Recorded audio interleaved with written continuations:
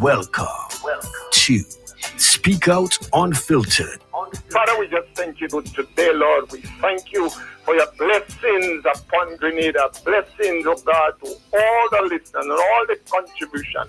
We pray, Lord, that you're going to keep us in your lovely hand, for all of us, oh God, to enter into a new year. And I thank you for doing it today. In Jesus' precious name. Bringing the hot topics to you. Could we please be informed that there are no bad children, it's just bad parents. That is the reason that children is only bad parents. Bad parents. Working together. Well, the amount of transformation I see transforming around Carriacou. It's long life, health and strength, man. One. That's what you want now, right? Yes, because I'm looking forward for big things, as in Jamaica say, big things are going on for 2024. Connecting the dots. I want to encourage the one man to continue with his one-man meant. Yes, exactly. Because it's the benefit of the country. What did he do for Carriacou? All these things that you say, whenever they make statements, the recording is there. You know, we in the media, we have it. Working together. Yes, so I want to grade him pursuant to senior Cambridge, so to speak. I want to give him A+. Speak Out Unfiltered. It's always an opportunity that I look forward to when we can discuss and look at the issues that affect us together as a people. So, the budget was really a good budget. The government is doing a whole lot. They're doing for the people. They open the eyes of the people. This budget is the best budget I heard since after the revolution. I never heard a budget good like that, and it's for the people. A people's budget, you call that. I am very pleased with this government. Speak Out Unfiltered. The opinions and ideologies expressed on this program, Speak Out Unfiltered, it's the views of its rightful owners and not of Vibes FM 101.3. Speak Out Unfiltered. Every Thursday from 10 a.m. to 2 p.m. Unfiltered. And I mean it.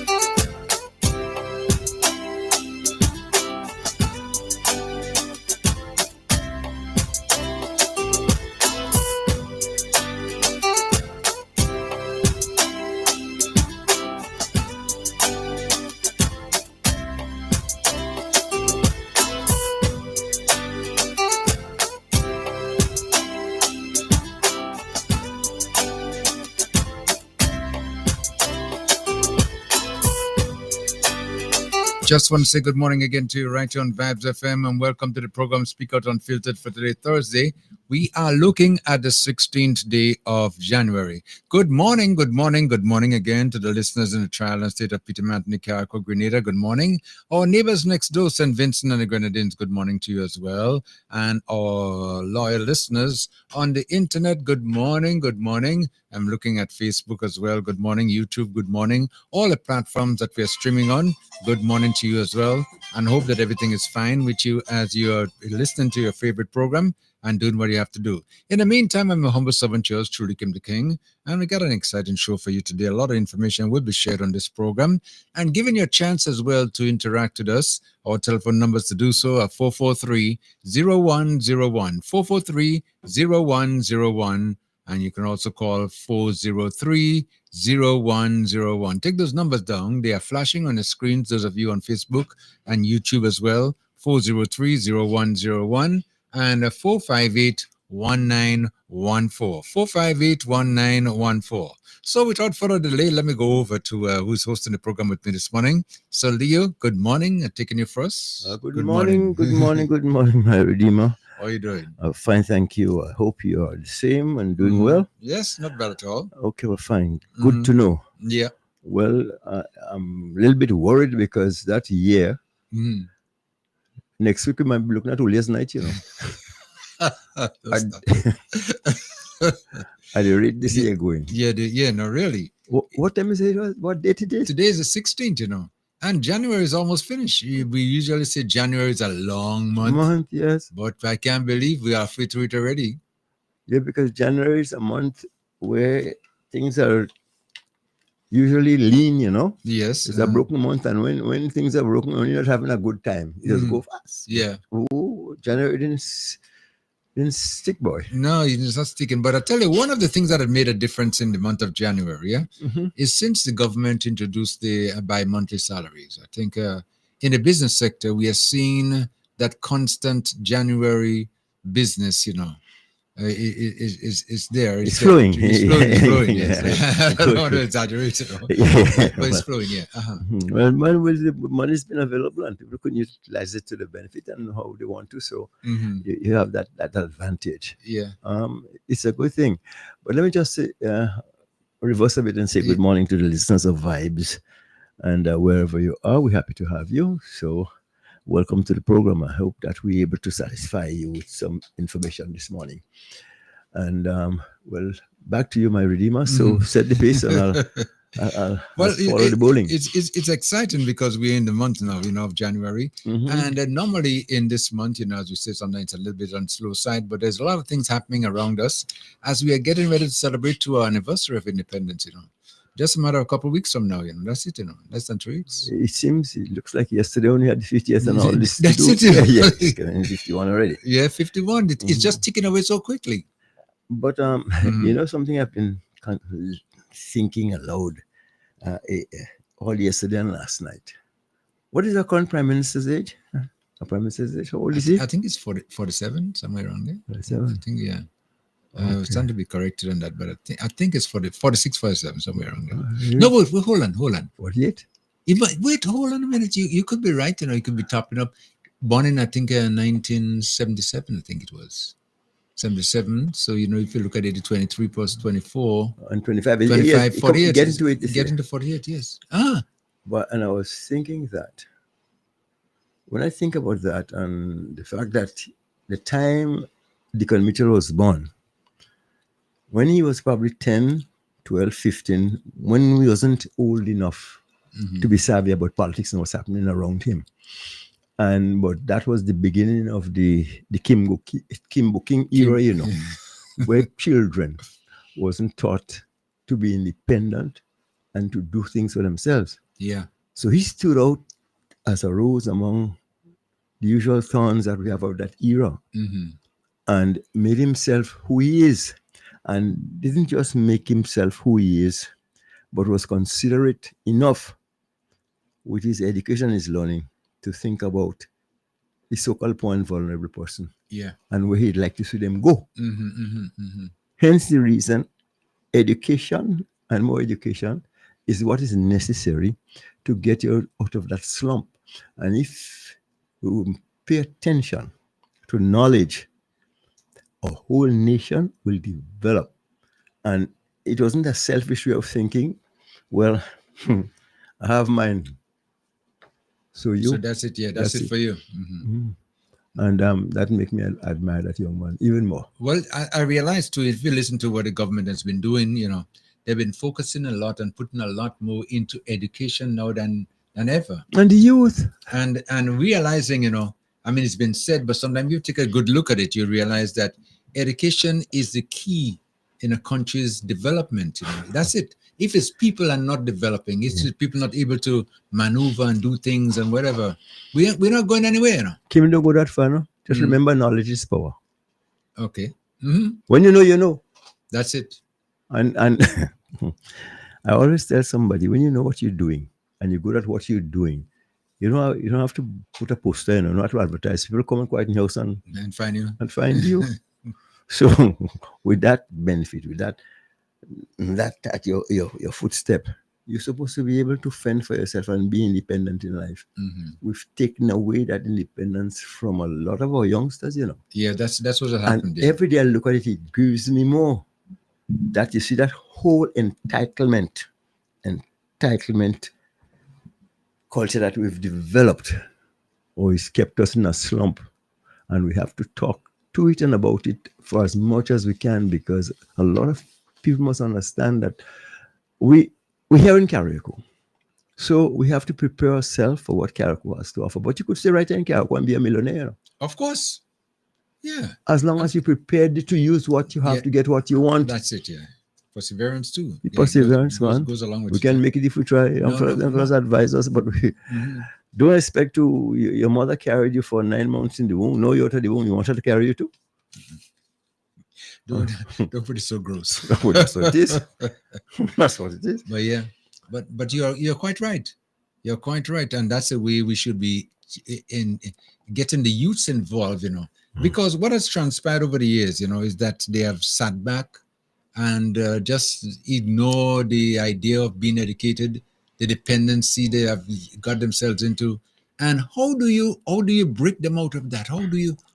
It's a process. I'm telling you, it's a process. But when that's inculcated, it stays there, and it'll take a lot of brushing, a lot of sandpaper to get out of the way, But I say to my Prime Minister, so thank you. And I think we're enjoying a once-in-a-lifetime benefit to have somebody very well educated and be so thoughtful. Usually when some people have what they have, they go on about the business and leave you behind. If you want to stay behind, it's your business. Yeah. But coming into looking at what happened before the committee, and I just use the pension as an example. And we know when you work so hard all your life and you're going home, it'd be nice if you have a little crocodile coming home to spend, to get a life. No, we don't have money. The country is going to go bankrupt if you give you a pension. So let's take the matter to court. The court say the people should get the pension. Okay, the court says, but let's form a commission to see if we can survive it. And see, no. But not only we could survive it, they can walk in there and before you close the door, pay the pension, pay the gratuity, all who you dog for having your way, and the country stand firm. So who you fooling? Well, where is the thoughtfulness? Where is the caring for the so-called poor and vulnerable? Well, I think, what has happened over the years too is that they have been getting away with all of this kind of ridiculous, behavior for too long, and it has become like a norm for them. So in other words, like, hey, I'm the big boy, I'm the big boss, whatever I say goes, and that's it, Yes, and that's it. But you see, like we mentioned before, divine intervention came, and that has made a change in our whole strategy in moving forward now. And the country is on a different track. It is on a different track. There's some negatives out there, because those who just can't accept because party support and things like that. But behind the door, in the back of their mind, they know, and they are aware of it. But they just, you know, as my grandmother say, you shame to admit. Yeah. You know, I mean, let's three of us little islands, swimming once, you know, the Carriacou and Petite Martinique. And I don't want to sound insular, but every time I think about it, I always think about Carriacou first, because charity begins at home, as they say. It's in here. And if you could take care of your immediate area, everything good that you do affect the state, the trial, and positively. So in other words, if everybody take care of the corner, that's it.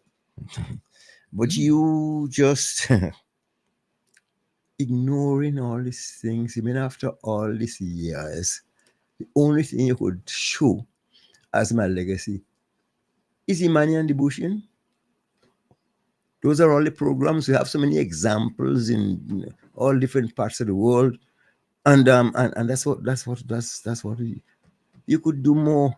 You know better, you should do better, but it's not been happening to us. No. You see, the idea, and there's just something about power that some people sometimes, when they get into it, they just want to just stay with it because they just don't want it to leave them and go because they're scared.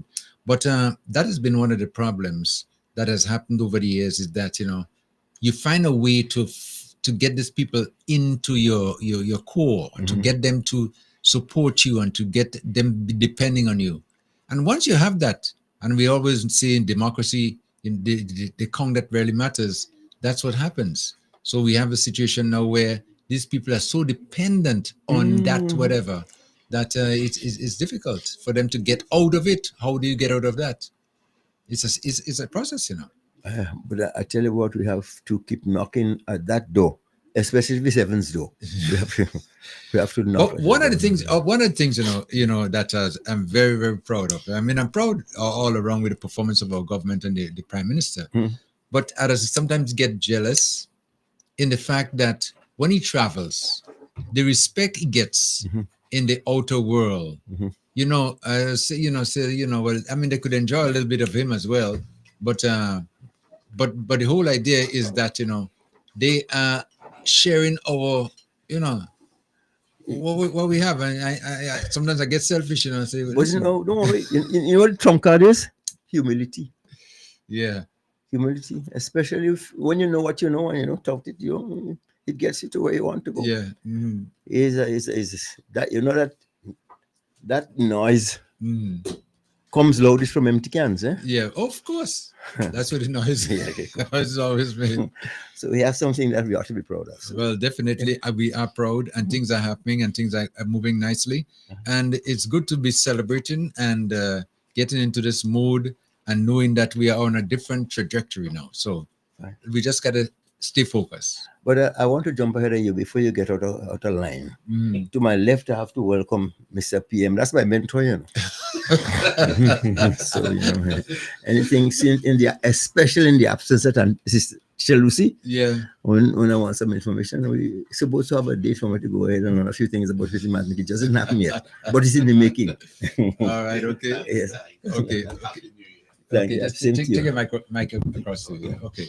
Well, as you realize, you know, so you just introduced one of our guests, you know, from Petite Martinique, Mr. Logan. Right. Good, Logan. Good morning to you. Good morning, and good morning to your listeners. Listen to the way you introduce you. It's nice, you know, because we have a lot of memories, and not even that, you know, the people who have been there before us have set this examples for us to follow, and we sometimes don't want to even move away from it because we cherish it, the way it was handed and the way they've disciplined themselves. And you know, I always liken life to a relay, you know. And there's something in that relay that is most important. The baton. I don't care how fast you could run, but if you know to pass it. If you continue where you get somebody give you, leave the baton behind, you lose the race. So that is very important. All right, so you did one introduction, and let me do the second introduction. You know, my lady, my girl is here. Good morning, Kim. Good morning. From the village. I know that's what he wanted to say.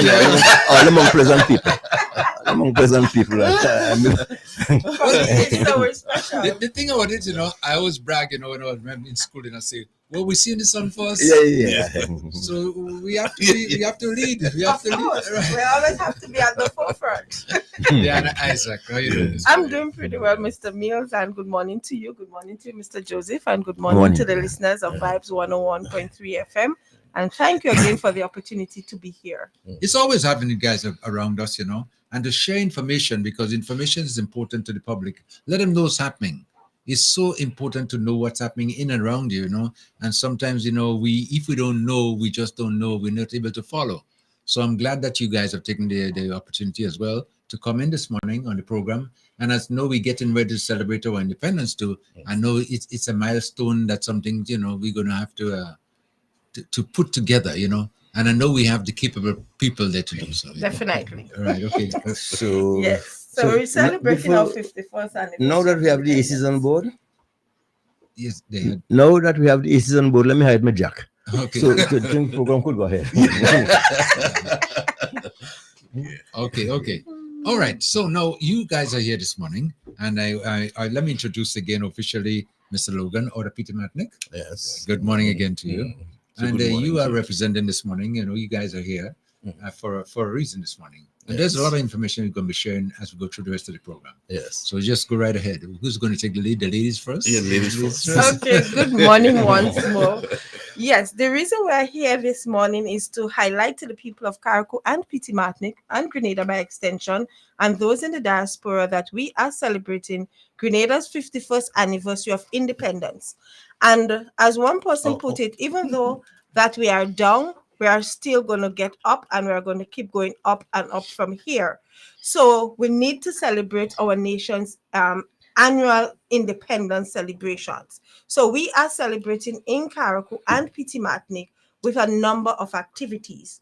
And we are celebrating under the theme, The Next 50, Embracing a Future of Development, Transformation, and Unity. So we want everyone in Carriacou and Petite Martinique to support the events that we are having. I'm going to ask Mr. Logan to take over from here, because we are starting off in Petite Martinique as per usual. Petite Martinique is taking the lead for the 51st anniversary of Grenada's independence in terms of our parish celebrations. So I hand over to Mr. Logan to speak about what will be happening in Petite Martinique. Before Mr. Logan, Olan, I realize, that it's like a norm now, whenever we have our celebrations and things like that. Petite Martinique always taking the lead, and they're so good at what they're doing. They do an excellent job in terms of the decorations and the activities that they have. They put their all into it. So we must say hats off to the team from Petite Martinique, who over the years have been leading the celebrations over there, whatever activities that are planned for Petite Martinique as part of our parish celebrations. But we do not want the people in Petite Martinique to only stay in Petite Martinique. We would like for them to come to Carriacou when we have our activities, because we are one, and then to join with us to Grenada on the day of February 7th. Okay. So Mr. Logan is taking care of Petite Martinique, so I will give him that opportunity to speak on Petite Martinique celebrations. Okay, Mr. Logan. Thank you, Ms. Isaac. Although later I want to come back to speak on the theme. It's a heavy theme. It is. I reflected on it last night and I say, wow. But I'll come back on the theme. Okay. So, as you rightly said, the celebration will be kicked off for Carriacou and Petite Martinique in Petite Martinique with a church service on January the 26th at 11 a.m. You may hate advertising for 10, but it's 11. It promises to be a meaningful and uplifting celebration, bringing together members of our community in a spirit of gratitude and unity. Important, gratitude and unity. The people of Petite Martinique will spice up the celebration in their own image and likeness, showcasing our unique culture, our vibrant traditions, and unmistakable our sense of community pride. From lively music to liturgical dances to bringing the people together, we will celebrate and give God thanks on the 26th. The church service or Holy Mass, as we Catholic would say, will set the tone for the remainder of the 51st anniversary celebration, reminding us of the importance of faith, togetherness, and reflection as we celebrate and share our shared achievements and look forward to the future. So I am encouraging the people of Petite Martinique, let us come together to give thanks to Almighty God. Let us show gratitude for the resilience and determination that have carried us through challenges, for the opportunities that lie ahead. And we are going up and up from here. I think I heard Mr. Kim say that earlier on. Up and up from here. So together, we can make this celebration a true testament to the spirit and pride of Petite Martinique and Carriacou. So we start off in Petite Martinique on January the 26th, Sunday, January the 26th. We also have, after that, cook-up and fundy. There wouldn't be no rally this year in Petite Martinique, and we know the reason why. Accommodation, the amount of people from the police force, the police band, we have no place to put them now, this year. Promise next year we return to normal. But for this year, we wouldn't be having a rally or parade. So we'll be having a family fun day and cook-up. We hope to present the national dish in all different forms. And I see that I mean the vegetarian, the seafood, the wild meat, yes, in different parts. We hope to start that activity very early on the 31st. The 31st of January planned for. We hope to feed the school children by 12 noon and involve them in traditional games and dances and let them have a nice time. And later on, we cater for the adults with dominoes and maple. And one of the feature of that evening will be the culture train. Petite Martinique love the culture train. Rena and Basie and the boys. Mm-hmm. Yes. So it promises to be an evening it's a family fun day, bringing everybody together. I mean, everybody together. And we just celebrate. After giving thanks on the 25th, we come back on the 31st to celebrate our 51st anniversary. So that's the two main activities happening in Petite Martinique as we celebrate our 51st anniversary of independence. Mm-hmm. Okay. But before you finish up, before you emphasize I come on there, you mentioned something about a theme which has me thinking that, it's maybe deeper than some of us would think, Give us a little your view on what transpired last night. So last night, as I was thinking, I was lying on my couch and I said, wait, this theme heavy. I don't know who penned it, but it's heavy. This is a theme that is rich in meaning, relevance, and significance, and one that reinforces the absolute mandate for all the citizens of our homeland to get involved. Everyone is called to action, men, women, and children. The theme speaks to the next 50.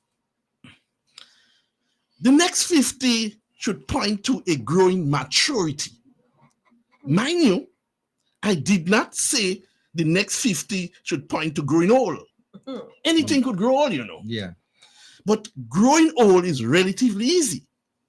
All we have to do is to keep having birthdays or anniversaries. Growing in maturity is a different story.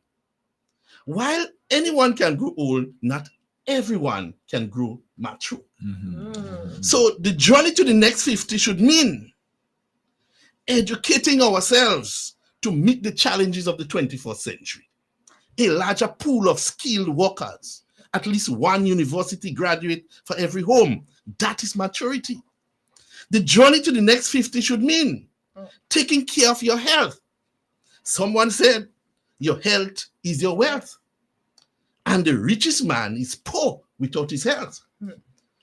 And somewhere it is written, a healthy nation is a wealthy nation. And another place it says prevention is better than cure. Maturity. The journey to the next 50 should mean growing the middle class by giving a hand up, not handouts. You see, in so doing, we will reduce the number of people who are now on the poor relief list. That's maturity. Yeah. Yes. The journey to the next 50 should mean a people making decision about the development of the town and villages through local government. Maturity. The journey to the next 50 should mean holding each other's hand, eradicating political tribalism in our country. That is maturity. The journey to the next 50 should mean having a patriotic population, loving country at all times, not loving country only when the party you are support is in office. That's hypocrisy, not maturity. The journey to the next 50 should mean giving leadership to the other countries in the region. Grenada was the first island in the OECS to gain its political independence from Great Britain, and therefore should be a leader in the region. That is maturity. Let us all strive to build a better country by putting aside our petty grievances and move forward with dignity, being proud of working hard and working together. So as we rejoice and observe our 51st anniversary of independence, I will encourage all of us, to use this time to reflect, for reflection, for thanksgiving, and for preparing the new beginning. Let's lift Grenada up, man. I mean, come on, that's our home. Don't drag it down. It belongs to all of us. We cannot say we love Grenada and love it in the abstract. We can't say that's our homeland and trying to drag it down. No. This team is calling on all of us to lift Grenada, Carriacou, and Petite Martinique. It's a deep team. I can go on to talk about the other part of it. I'll come back later. But I want to talk about the next 50, and that's what I talk about. Right. Maturity, getting there, lifting ourselves. I see that. Very important. I mean, really, if you listen to what he just said there, it's a lot of food for thought. What I heard from what he just said is up with better, down with Japa. Yes. I like how so you just put it. You make it simple. Up with But it's good that you give it some thought, and to make people understand exactly what maturity means. No, I heard the team and I rehearsed it and I said it over and over, but never really give it that much thought, until what you are doing there now. And that makes a lot of sense. And I believe you had something to do with the writing of the team. No. I say, look at a brilliant person here, man. I don't know who penned this thing. Yeah. But we are on the right track. I realize that too. And that's doing the celebrations and Petite Martinique, as you just mentioned, they're starting off, And I like the idea when you mentioned that on the 31st, where you're going to have coming together. Right. Starting off with the children, showing them the culture, getting them involved and everything like that. And then later on, the adults come in with the rest of the celebration. Yes. It's involving everybody. Everybody. No one is left behind. Yeah. Well, Carriacou would be trying to see if they could duplicate a little bit. It's difficult to duplicate. It is, but we're going to be doing just as well as Petite Martinique in Carriacou. And we're collaborating. So we're a team. So Mr. Logan is part of the team. We have persons like Georgina Ray, Mr. Mattison Leftis Andy. We have Wendy Andrew. We have members of the protocol team. And we also have ASP Douglas, Simon Douglas. Yeah. He has been a great support to us since we've started the discussion for the preparations for the 51st anniversary of independence in Carriacou. So different persons will be handling different aspects of the celebrations. I am just chairing the committee, but ensuring that everyone's ideas come together to ensure that we have a unified approach to how we celebrate our independence in Carriacou and Petite Martinique. So on that note, I would like to say to the people of Carriacou that we would like for them to journey with us to Petite Martinique on Sunday, the 26th of January, for the church service in Petite Martinique.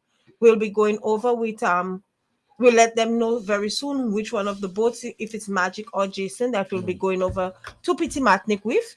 We'd like to leave Carriacou at 10 o'clock because the church service starts at 11. So we give them a little time to be refreshed before the start of the church service. So we're asking persons from Carriacou, if you would like to go over with us to Petite Martinique on the 26th, to gather at the Hillsborough Jetty so we can go over to support the people of Petite Martinique at that church service.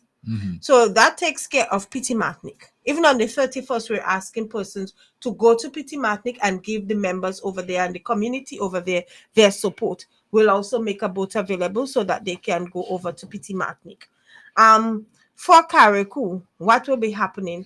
The Carriacou Botanical Gardens will be transformed as our Independence Village. As you are aware, most of the government buildings are not yet back in operations. So we're going to be decorating the gardens in the national colors, and we're going to be depicting a lot of Carriacou's history at the botanical gardens as well. As we journey on to the next 50, we'd like for persons to never forget our history. So we'll have an area where our representatives will be highlighted. What makes us unique in terms of boat building, in terms of our culture, will also be highlighted. And I would also like to put out a call for all the artists out there, the persons who are artistic, to come and give us a hand at the botanical gardens. We have some brilliant ideas, but we do not have all of the persons with the necessary skills. We have some persons working at present, but we would also like for persons out there to come and join us at the botanical gardens to help us decorate. We're actually starting off today. So we have a team bringing in the decorations. So we'll be there from today. If it means working on the weekend, we'll be doing just that to ensure that the Carriacou Botanical Gardens highlights Grenada's 51st anniversary of independence. So when we do that, we move on to our awards ceremony in Carriacou and Petite Martinique. We always like to give citizens their due recognition. And as per usual, we'll have our awards ceremony and cocktails. We're not leaving it out this year. And this year, we'll be hosting it at the Mermaid Beach Hotel. We have a call out now for nominees. We'll be awarding persons in the following areas: community service, public service, education, business, health, and we have since added agriculture, youth, sports, and culture. So we have a link on the Ministry of Carriacou and Petite Martinique's page that you can, a Google form that you can click, and you can get the form to do the nomination. That will be sent straight to the committee, and we will see who you have recommended, and we'll let the public know who are the nominees. Petite Martinique are ahead of us. They have already chosen the nominees in the different area categories. So for Carriacou, we've opened it up to the public because we're a little bit bigger. So we don't want persons to say that the committee made the choices. So we've left it up to the community to help us choose the awardees for this year's 51st anniversary of independence. So, and for persons who do not have access to the internet and you cannot get that nomination form, you can call me or call any member of the committee, and we can send the form for you. If you're not phone savvy, technology savvy, you can also call us as members of the committee and give us your choice or choices that you have for the different categories. We're open for that. My number again is 457-1308. Mr. Logan? 449-9080. Right. And then we have Georgina Ray. We have ASP Douglas, Wendy Andrew. She's a teacher at Bishop's College. So ASP Douglas and Miss Andrew is responsible for organizing for the award and cocktail ceremony. So anything relating to that, and the committee will be giving them its support. So you see, we have different people working in different areas because we want everybody to understand that it's a team and we're working together. Okay. Yes. So we have our award ceremony on the 30th.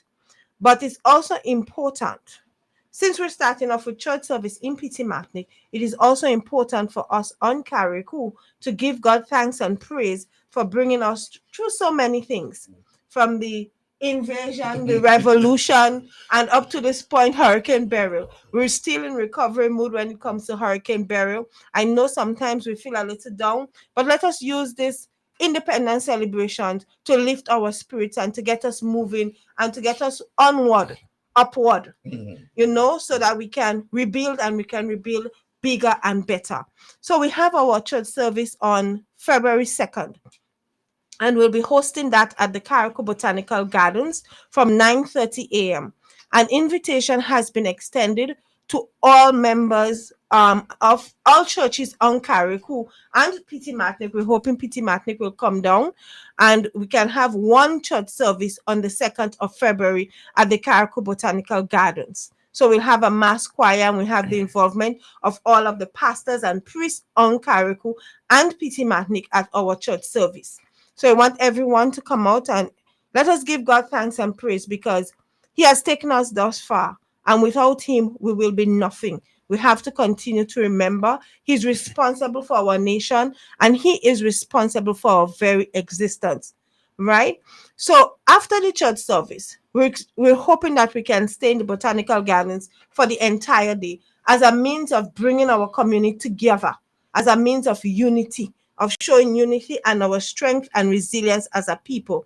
We'll be hosting our cultural evening. What will that cultural evening entail? We are looking also, as similar as Petite Martinique, to do some oil down. And we've already started to ask persons from the different communities. We're putting them in zones, so like the south side, east side, north, and central. We're asking persons to be responsible for different parts. And as we are going about asking persons to do different types of oil down, one community member said to me, Mr. Isaac, that's not our national dish. I said, yes, oil down is our national dish. But she's like, no, Carriacou and Petite Martinique has their own dish.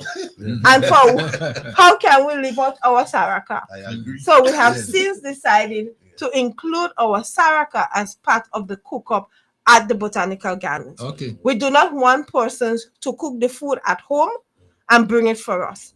We want it to be an evening where everybody comes together. So we'll be cooking on the spot at the Botanical Gardens. The committee will be providing the ingredients.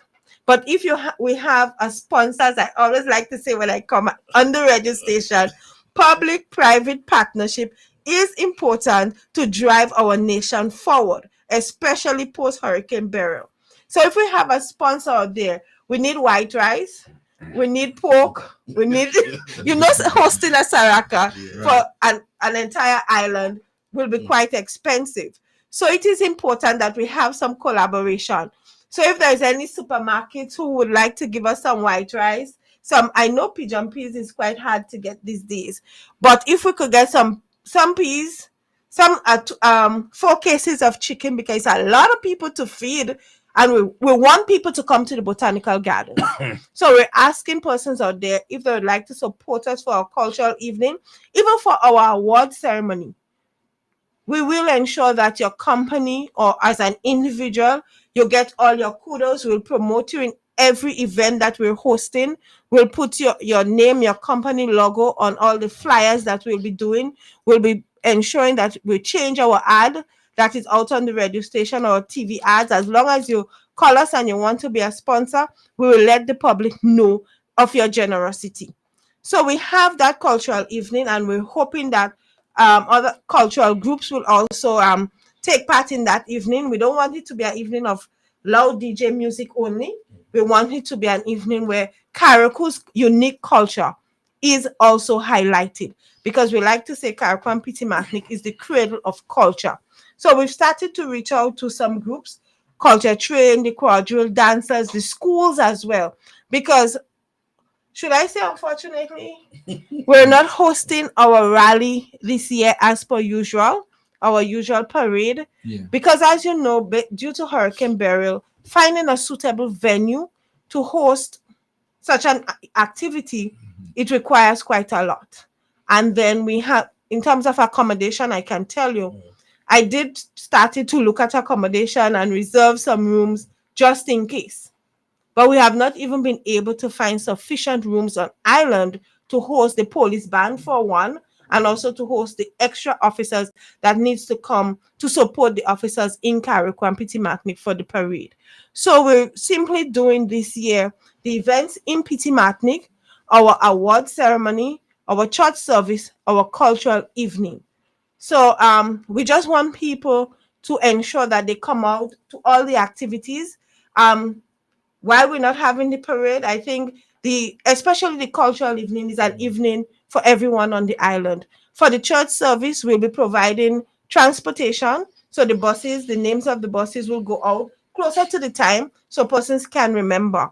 And also, because we're not hosting our parade, we're giving persons on Carriacou and Petite that opportunity again to go to Grenada on the 7th. So persons who are interested in going to Grenada on the 7th, you simply would have to put down your name at the ministry, because you know our speedboat is limited as to the number of persons in terms of its capacity. So we'd like to have an idea as to how many persons will be interested to go into Grenada on the 7th. And yesterday came, what we did as a committee, we ordered our decorations a week ago. We were able to get it out of Trinidad quickly from Baker's Enterprises. So we started to go out to the schools, because we know due to Hurricane Beryl, they lost a lot of the decorations. So the National Celebrations Committee decided that they're going to support Carriacou with new decorations. So we went out to the schools yesterday. We have not reached one school we did not get to as yet, is Dover and the Winwell Preschool, but we'll be going there later today. And the principals, while they were a bit disappointed that we were not having the rally, one of them said to me, Miss Isaac, what you think that we can have a contingent of students to go to Grenada on the 7th as to be part of the celebrations? I quickly said yes without saying anything to the committee. And later on, I did pass on the message. And I think that will be a brilliant idea to have some students, at least 5 students from each school on Carriacou and Petite. We're going to be extending that invitation to all of the schools to send some students to Grenada, 5 and a teacher, so they can witness the national celebrations on the 7th. So I continue to ask for us to support the events as the people of Carriacou and Petite. Independence, when Daddy Blaze went up with Garrett, and I always like when Michael Caesar was given the history as to how independence came to Grenada and the integral role Carriacou in terms of Honorable H.A. Blaze, may his soul rest in peace, played in ensuring that independence came, but it came with a clause in the Constitution that highlights the people of Carriacou and Petite. Thank you, Daddy Blaze, for ensuring that local government was placed in the Constitution.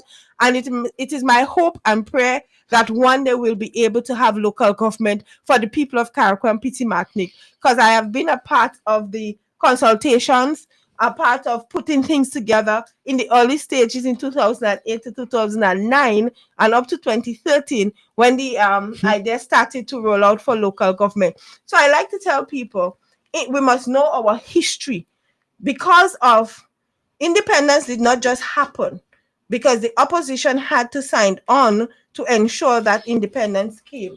So Daddy Blaze, our own kayak, played an integral role. So that is why, as part of the decorations at the gardens, we'll be doing an area where people can see and the children can come to see who our representatives were and who is our present representative.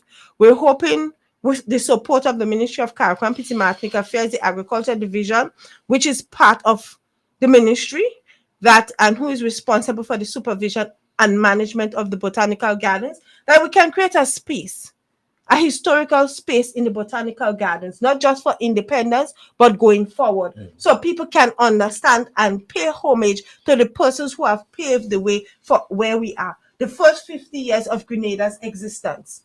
So we're asking again for persons to come out to all the activities. The space at moment is limited when it comes for award ceremony, but you are welcome to come to the award ceremony and cocktail.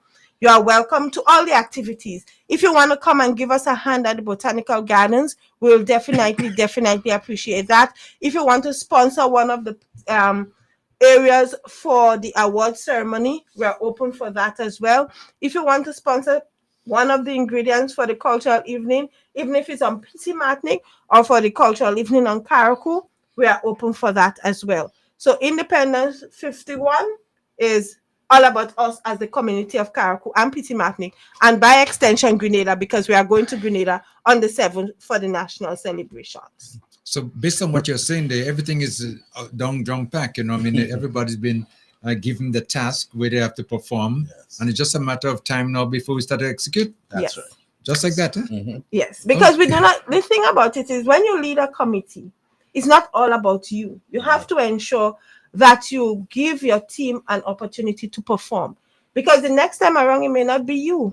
So if it's not you, what happens? You have not helped to elevate someone who can actually pick up next time around. So that's how I felt as a chairperson, to give every person, not only delegate, as some people say, because delegate might sound like you want to have a high hand on things. So it is always good to ask persons to get on board and to do things and to build their strengths. Because I may be good at coming on the radio station and speak, but it doesn't mean that I'm good at organizing an event.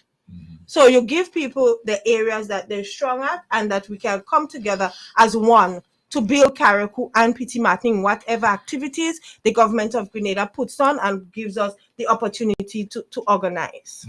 But there's one thing that you mentioned there, which I like very much, you know, is us being able to document our history, especially as you said there, you know, to let those who are coming up now know what happened. You know, if we don't know history, we nobody, you know. Definitely. And this is so important because, as you mentioned, I remember, you know, being very small at the time, you know, with Daddy Blaze there. And when they went to England, and then we were hearing all the stories about what transpired, because, you know, social media wasn't around at that time. Means of communicating was very limited. So you had to wait days and days to hear what transpired. But at the end of the day, we got to understand what took place, and now we could document it and know the important part that was played in bringing us to this point at this day. So when we get things like local government, we know, well, it wasn't a fly-by-night thing with coming out. It was documented since back then. Well, please hold a minute, because listening to Miss Isaac, first I was a little perturbed about our national dish. Because you see, I don't want Kukuan Kalal to lose its place. And I always thought that Kukuan Kalal was a national dish at Saraka. Because Saraka is a concoction, and I want rice in my national dish. I want raw rice in my national dish. I agree. Raw rice don't belong. So that's why we have... and other things. But anyway, so I always looked, and I hope I'm not wrong, as Kukuan Kalal will be the national dish. And another thing, I was hoping that she wouldn't go there, because Daddy Blaze must be turning in the grave about this local government. It looks as if local government may die before we ever implement it. So a good thing you mentioned it, though, because it's time that we do it. And things are happening in Carriacou now, and we suffered from that a few years ago, because we have too much an individual making decisions for all of us. We need a committee, and we need some voices that could contribute to what we're about to do. The one-manism doesn't help us. No, it doesn't. It doesn't. And people should get active, and sometimes I feel like a voice in the wilderness. When I talk about something as important as the port, and say, Leo making the national, Leo making, not Leo. All of us should be making the same noise, because after all, it's ours and we were deprived of it. Right. So those are the things that concern me. I'm hoping that local government will be implemented soon, so that we can together raise our voices in things that don't benefit us. Well, as you mentioned, that your local government, you know, it's been in the air, and we have to keep it in there and make sure it materializes. Because if not, you know, I mean, we defeat the purpose of our independence, especially in decision making. And this is one of the reasons why local government was put in there, to make sure that we have a say in our affairs, in the running of our affairs. So it's important, as you just mentioned, Ms. Isaac, there. We're going to be talking a lot more about our local government as we go through. Let me just share something. And I saw the importance of local government during Hurricane Barry, after the aftermath. Yeah. I remember when solid waste came up and said to us in Petite that they was going to dump on our playing field. We said no. We said we will find place for you all to dump. A small group of community people said no. I mean, after they explained why they had to dump in Carriacou, I understand it. I understand why. But we said no, we will find place for you all to dump. You're not dumping on our playing field. And they went away agreeing with us. Right. Because we took a stand. Right. You know? So local government and very important. The village will say what they want and they know how they want it. The tongue will say what they want and how they want it. Very important. Yes. I agree with you. And then I want to also acknowledge what Ms. Isaac said about Daddy Blaze and the importance of him and his history. And we recognize that even last year when we celebrate our 50th anniversary, because M.S. Caesar, like him or not, he was part of the first independent parliament. So we established last year what we call a Caesar Square, where we write up on him, you know, and the role he played in the anti-base. The anti-base issue there, you know, and his role in during independence and the whole role he played in Petite. Yes, so we have Caesar Square. When the hurricane was approaching, we were vigilant enough to remove the plaques and put them in safe place. They're in a safe place now. Yes. So we hoping for this independence to erect them. We need some certain things we need to get from the community to erect them again and get the place nice. All the flowers and things went to burial and so on. But we honor, and that is important, to honor the people who led the way. They were our forebearers, and we cannot forget them. I mean, Petite is Petite because of Caesar. He did a number of things. Lambert Stanislas again, very important. We have to honor Dr. Lambert Stanislas in Petite as well.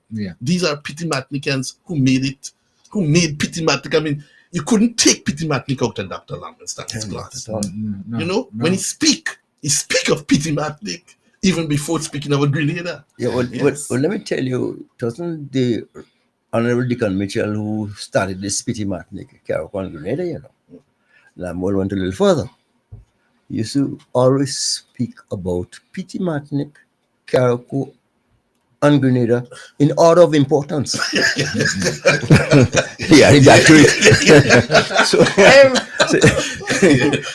He would not. But like you're saying there, Mr. Logan, you know, it's important for us to document our history and to bring awareness, especially to those who have not been around at the time, to know the importance and who played major parts. And this is one thing I applaud as well too, you know, because every time we mention the name Caesar, you know, it reminds me of the individual how active he was. A little bit controversial at times. That was him. That was the man. If you're not controversial, not revolutionary, I'll be controversial. But based on what you guys are saying now, it seems as though we're fully on track. I mean, everything is already set to go. Yes, we're ready, but we just need the support of the public and, as usual, the corporate citizens to ensure that we have successful events for the 51st anniversary of independence in Carriacou and Petite. We always like to partner with the public to do whatever we are doing, because when we host those events, it's not about the ministry or the government of Grenada. We're doing so for all citizens of Carriacou and Petite, and even the visitors that are on island at the time. So we want the full participation, the full support of everyone, especially now that we're still in recovering with hurricane burial. Because some people said, oh, we should not have independence celebrations this year.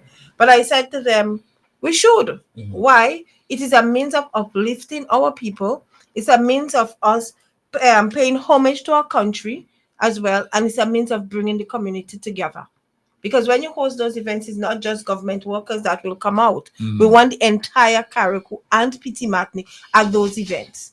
We want it to be a day where people come to socialize, a day where people come to speak about, things that may be affecting them. They may be able to hear from another brother or sister, and they may be experiencing the same thing, and they may be able to share ideas as to how best we can even move forward post-hurricane burial. Yeah. So these independence celebrations this year should be even different for us. Right. In terms of how we collaborate, we should see it as an opportunity to draw closer to each other, to be our brother's keeper. And as I keep saying to people, every time I try to go through different villages, different communities, to understand what is happening on the ground. Because if I stay within my setting as a public officer, as the public relations officer, and I stay just within the office space, and do not go out to the public, how will we understand what is happening on the ground? So I see this as an opportunity for us to build relationships, especially now that we are in recovery mood. So this independence celebration, let us not look at it as just some activities for Carriacou and Petite Martinique. Let us look at it as another stepping stone to getting Carriacou bigger and better post-hurricane burial. But as you mentioned that, the coming together, and making sure that people sort of bring back that unity that we had before, the cooking on the site of the botanical gardens, for that day celebration, and having the cooks from the different villages come together to do it on spot there. I think that's a nice gesture to That's what we're hoping to achieve. Yes, yeah. Because we do not want the people, as I said earlier, to cook at home and bring the food and just serve it. No. We want them to cook together. We want to hear the little banter about we want to hear how we do it even at the maroon. When we have maroons, when the villages have their maroons, or even when you have a little saraka in your yard, we want to hear that. We want that spirit to be reignited in us. That all is not lost. We are down, but we're still going up and up and up. Sure. Yes. Yeah. Well, that's good. Let me just, before we continue on the discussion, let me open up our telephone lines in case you want to call and ask a question to the team here. And our numbers are 443-0101. That line is open now. 443-0101, 403-0101. That's also open. And 458-1914. 458-194. If you want to call and ask a question or two, feel free to do so at this time. So let me go back to you, Mr. Logan. Yeah. Because you see, like I said to you in the beginning, Petite Martinique always make this impression. Yes. Always. And I know in Carriacou, sometimes we sort of like, scared to a certain extent, of what they'll be doing. But this year, because of the scaling down of the promotions, with the 2 days of activities there, I think it's going to be putting a lot of people together again. Eh? Yes. To make sure that if you want to be part of it, you can do so. Yes. Before you respond, let me take a telephone call. Vibes FM, caller, you're live. Hi. Good morning to everyone. Good morning. Program. Morning. I'm listening intensively. And welcome back. I want to say welcome back to Logan. Welcome home. You just lift my spirit, my dear. You make so much sense. Yeah. And I love you because I'm glad you come back. Yes, thank you. Come back. Okay. And I have to say that our PRO, is Isaac. She is. I can't even explain her because she reminds me of Deacon Mitchell when Deacon Mitchell is going and he's going and he's going and non-stop without a paper in his hand. Yeah. That is who Diana. That is who. Miss Isaac remind me of. She is brilliant. The best we have. And you've got some really educated people. Including Mr. Joseph, that gives me a laugh all the time. I love you all. Thank you very much for a marvelous program, kid. Okay, thank you so much. Okay, Thank you. Okay, Mr. Lugan, I was talking about Petite Martinique celebration. Right. Yeah, So I'm not saying that we in Petite Martinique don't have our little problems, but when we have to come together, we come together. Tell yourself that. Yes. Put us in a competition and you'll see how we come together. Yes. So I agree with you that these two events that we're having will bring us together and post burial. after burial, there's not much happening, in terms of social activities. So these are the few that we're having. So we know we expect majority of Petite Martiniquans to be out there.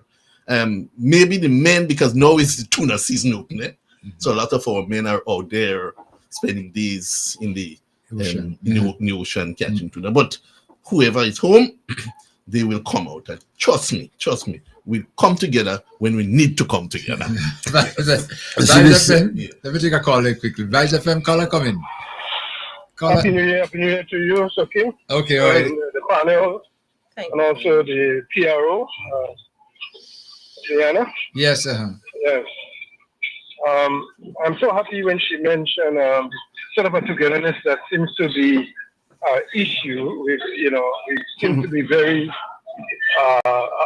separated apart from one another, especially in community and families and so on, with all these gadgets and so on, everybody by themselves, So just to discourage selfishness, I think that's a very good gesture in terms of being together, cooking together, laughing, and, and enjoying what you are doing for the benefit of the public. Okay. I love that, and I have someone here with me, still we were just laughing, and smiling with that statement there. Okay. I want to also commend Diane. She does a great job with disseminating the information that is very vital. We need such information because most times things are happening and things are not happening, and people are in ignorance. A lot of us are. So it's so wonderful to hear she, and she does a great job all the time. And so thank you so much. All right. So Okay. that's what I have to say. Okay, thank you so much. Next caller, subsequent caller, come in. Hi, Mr. Kim. Hello, yes, hi. Mr. Leo. Morning. Mr. Coy, everybody. Yeah. I just walk in, so I've only just walked in. Okay. Isaac, is Miss V. Hi, Miss V. Don't worry, I understand you're a very busy lady. Thank but, you. I'm still here. Yes. And everything is still intact. Thank you. Okay, my love, don't worry. Don't worry. Love you all. Love you all. Have a nice day. Okay, thank you so much. Okay. Okay, bye-bye. Okay, let me try to take another call quickly. Vibes FM. Caller, you're live now. Caller, come in. Caller? Yes, good morning. Hello. Yes, hello. Go ahead, Hello? yes. Yeah. Excellent program. I just want to say to you to check your email. I'm asking for some information because the information is timely. Okay. But I'm listening to you and I love your program. Okay, thank you so much. Okay, bye-bye. Next caller, come in. Caller, you next. Caller. Good morning. Brilliant, Diana Isaac. I love you. I love to listen to you. You're really good. I admire you. You're on top of things. You're competent. You're capable. You're just everything. When I tell you that, I tell you because I've been listening to you all along the line. You just, there's words. I can't really describe how I feel. You're thorough. You choose your words. You speak properly. Oh, you're just the greatest. I love you, and you always you're so efficient. You just everything is just from the heart. You don't have no hate. Diana, you just I'm glad for the opportunity that I could call and tell you that. When I tell you that, you're really, really good. Keep up the good work. I love you. You're the greatest. Keep up the good work. Thank you very much for the encouragement. I always value, even when I get the criticism, I take them and do better. Because when you're a public officer, you are in that position to serve the public. And that's what's foremost on my mind every waking hour that I have. That sometimes you want to give up, but you say, no, someone is depending on you.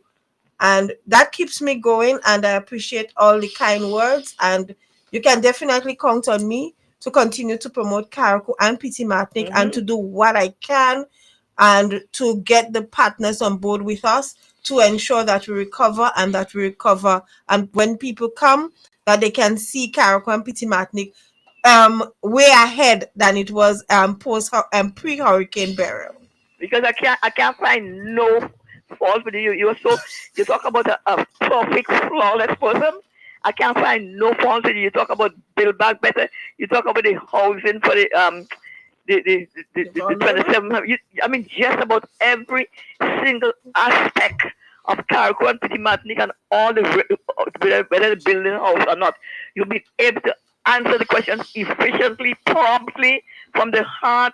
You're just thorough. You're not, like how some people have to fumble. You're not fumbling. It just flows. I can't find nothing. I mean, I've never seen a perfect person like you in terms of the PR. I love you, and please take care of yourself because you're a brilliant person. And when I and Marie even tell you that, I tell you that from the bottom of my heart because I don't judge people very, very hard. So when I tell you that, you're just the greatest. Keep up the good work. I love you. Bye bye. Thank you very much. Thank you so much. Well, CV accepted. Let's discuss the salary. When you're in the public service, sometimes you do not even think about the salary. All you want to see, when Mr. Logan can tell you the amount of sacrifices public officers make to ensure that positive things come out, and wherever we work, whether it's within the ministry or in the schools or in health, because you just want to ensure that you give proper service. The majority of public officers. And that is why when I came on the radio station previously, I clamor, and I still continue to clamor for some sort of support for our public officers, whether it is the nurses, the people attached directly to the Ministry of Carriacou and Petite Martinique Affairs and Local Government, or the teachers on Carriacou and Petite Martinique that have lost so much during Hurricane Beryl and continue to face those challenges post-Hurricane Beryl. I continue to ask for a special intervention for public officers on Carriacou and Petite Martinique. Sometimes when I go to the office, my spirit gets heavy because I know they are putting in the work day and night. Like this morning, I passed in the office before I came on the radio station to promote independence. And the accounts clerk, the executive officer responsible for the finance of the ministry, she's sitting there with hundreds of bills before her. She lost her main house. Her family lost their house, and they all, they're staying in one little space. And I continue, when I saw that, and I said to her, I'm one, when I do business with people, I go in to ensure that the bills get paid. So she's like, Miss Isaac, you want to help me? And you could see that genuineness in the officers at work, whether it's in the agriculture division, the different divisions, and they come into work day in, day out, properly dressed and doing what we have to do, despite of when you get home and the rain comes or the sun is hot and you're sweating, but you come out to work Monday to Fridays, and sometimes our work do not end at 4:00.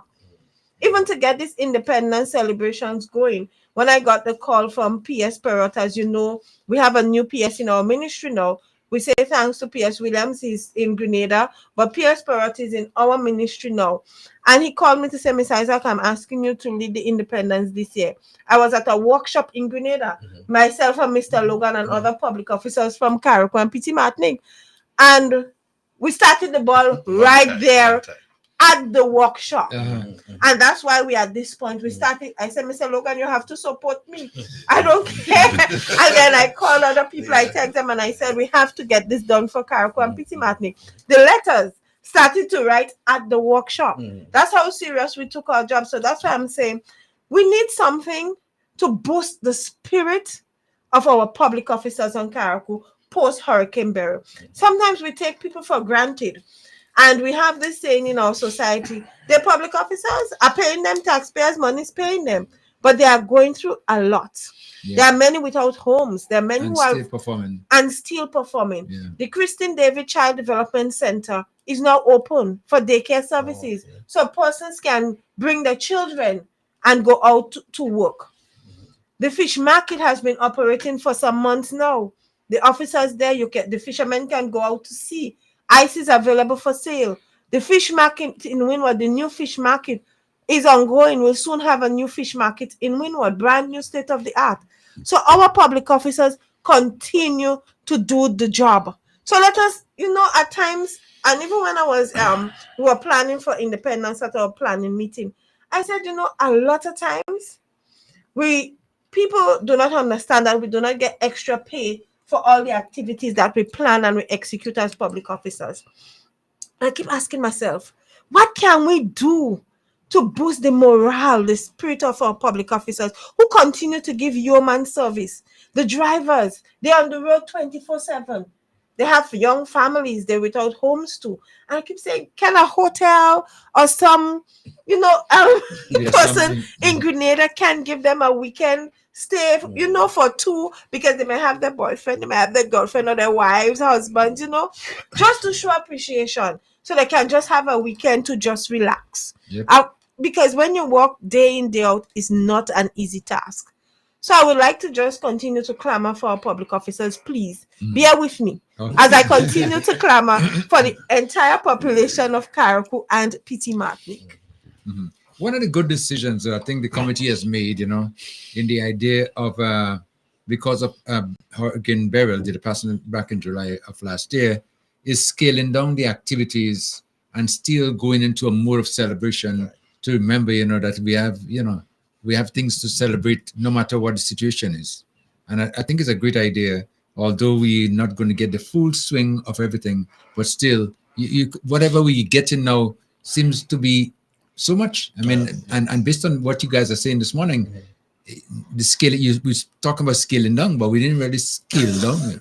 Not really. It's just that we're not having the rally, the usual parade. Right, but all the activities that we'll be doing, you can expect that it will be properly executed and people will be proud and will keep it in our memories, so that will give us that boost to want to help even in the recovery as we go forward. Good. Okay. Somebody just messaged me and said again, if they want to make a contribution, please give the numbers again. They could get in touch with so to make a contribution. What are the numbers they can reach you? So Petite Martinique, Dwight Logan, 449-9080. 9080 449. That's Dwight Logan, Petite Martinique. Diana Isaac, Carriacou, 457-1308. 457-1308. Okay. Right, because okay, so I'll just send that back to them there. And I know there are quite a number of persons listening to and might want to make a contribution, so the number is out there, and just in case they want to do so, it's available again. Okay, let's continue, because we're going to be wrapping up in just a little while now. So now that we have the Petite Martinique and Carriacou coming together for the final couple of days, for the award ceremony, that's going to be one, right? And we're going to have the day of in the botanical gardens, right? So February 2nd is an entire day in the botanical gardens. Our church service first at 9:30 a.m. and then we move right over to a cultural evening. Well, even though it's an evening activities, we have to start preparing the food early. So we expect the community leads and the group to be there to do what they have to do. So if there are any persons in the community that would also like to assist with the cooking, we're very open. You're welcome to join us at the Botanical Gardens, or even before, let us know, because we'd like to ensure that we have everything down packed before the day, so we know who is coming, because we want persons as well. It is our independence. Let us remember we have our national colors. So we'd like for persons, even when they're coming to the church service, to put on some aspect of our national colors, whether it's the red, the green, or the gold. We say gold, but we know it comes in yellow. Right, okay. So we want persons to ensure that happens, that you put on your national colors. National Colors Day is also nationally on February 6th. So we're asking persons to do wear the national colors as well on February 6th before we journey to Grenada on the 7th. Okay. Now, you mentioned about the church service, that's going to be taking place. All the different churches would be, getting represented? Or, yes, we're hoping to meet with the pastors and priests so that we can put the program together. We have already reached out to some persons for the choir. We're hoping that each church can send 2 representatives for the choir, so we have a mass choir to do all the songs, the worship hymns, and the patriotic songs at the church service. Oh, okay. That would be nice. Yes. One of the things that Mr. Logan mentioned a little while ago, that despite, as every other community, you must have little knickknacks. And so, as the old people say, look with teeth and tongue living. And every now and again, it's teeth biting tongue for no reason at all. So, if you want to, it's not nothing wrong with that, because if you really want to appreciate together, you must experience a sound, eh? Yes. And you really know the difference and know what is better. We as a people, I don't understand sometimes for the simplest of things, you want to hold somebody on, send you in jail, you want to, no, one thing has done to the other. This past, forget it, and move on to something else, maturity. Yeah, so nothing wrong. I'd like the Martinique spirit. Get together. When we have to get together, get together. We have a little quarrel on again, but that's not the fate. Yeah, that's a spirit I think should be duplicated all everywhere. Yeah, because we sometimes say, when people are divided, you can't get any good proper results. No, of course. But Petite Martinique, even though you might hear they're divided, when you see them, they're united. That's one of the strong points. The strong areas. Yeah. That's necessary. Forget it, the pettiness. Yeah. So basically, we have covered most of the activities and what will be taking place, and for the celebration. I think most of it has been said this morning. But I want to get the final words from you first, Mr. Logan, because you seem to be leading the way. And we always say Petite Martinique first. So I just want to say to my people, see, after Hurricane Burial, we need to come together. We need to build our country. I want to say to us that no thriving society was ever built on leisure, pleasure, and nice time. I mean, that is important for a mix, but we need to work hard, especially now, to build this land of our birth. Yes, we need to. Students in school need to read more, study harder. We need to grow what we eat and eat what we grow, because we need to reduce on this food import bill. Very important as we move forward. We need to forget the petty political thing and come together. We need each one of us on deck. We need all hands on deck, as we see, in order to build Grenada, Carriacou, and Petite Martinique. Very important. Let's forget these grievances we have of red, or yellow, green, because I think it was the kayak with us there who sang "Stitch It Back." Leftists. Yes, stitch it back. Let's bring all the colors together, and let's, from now on, as we move forward to the next 50, let's build Grenada, Carriacou, and Petite Martinique together.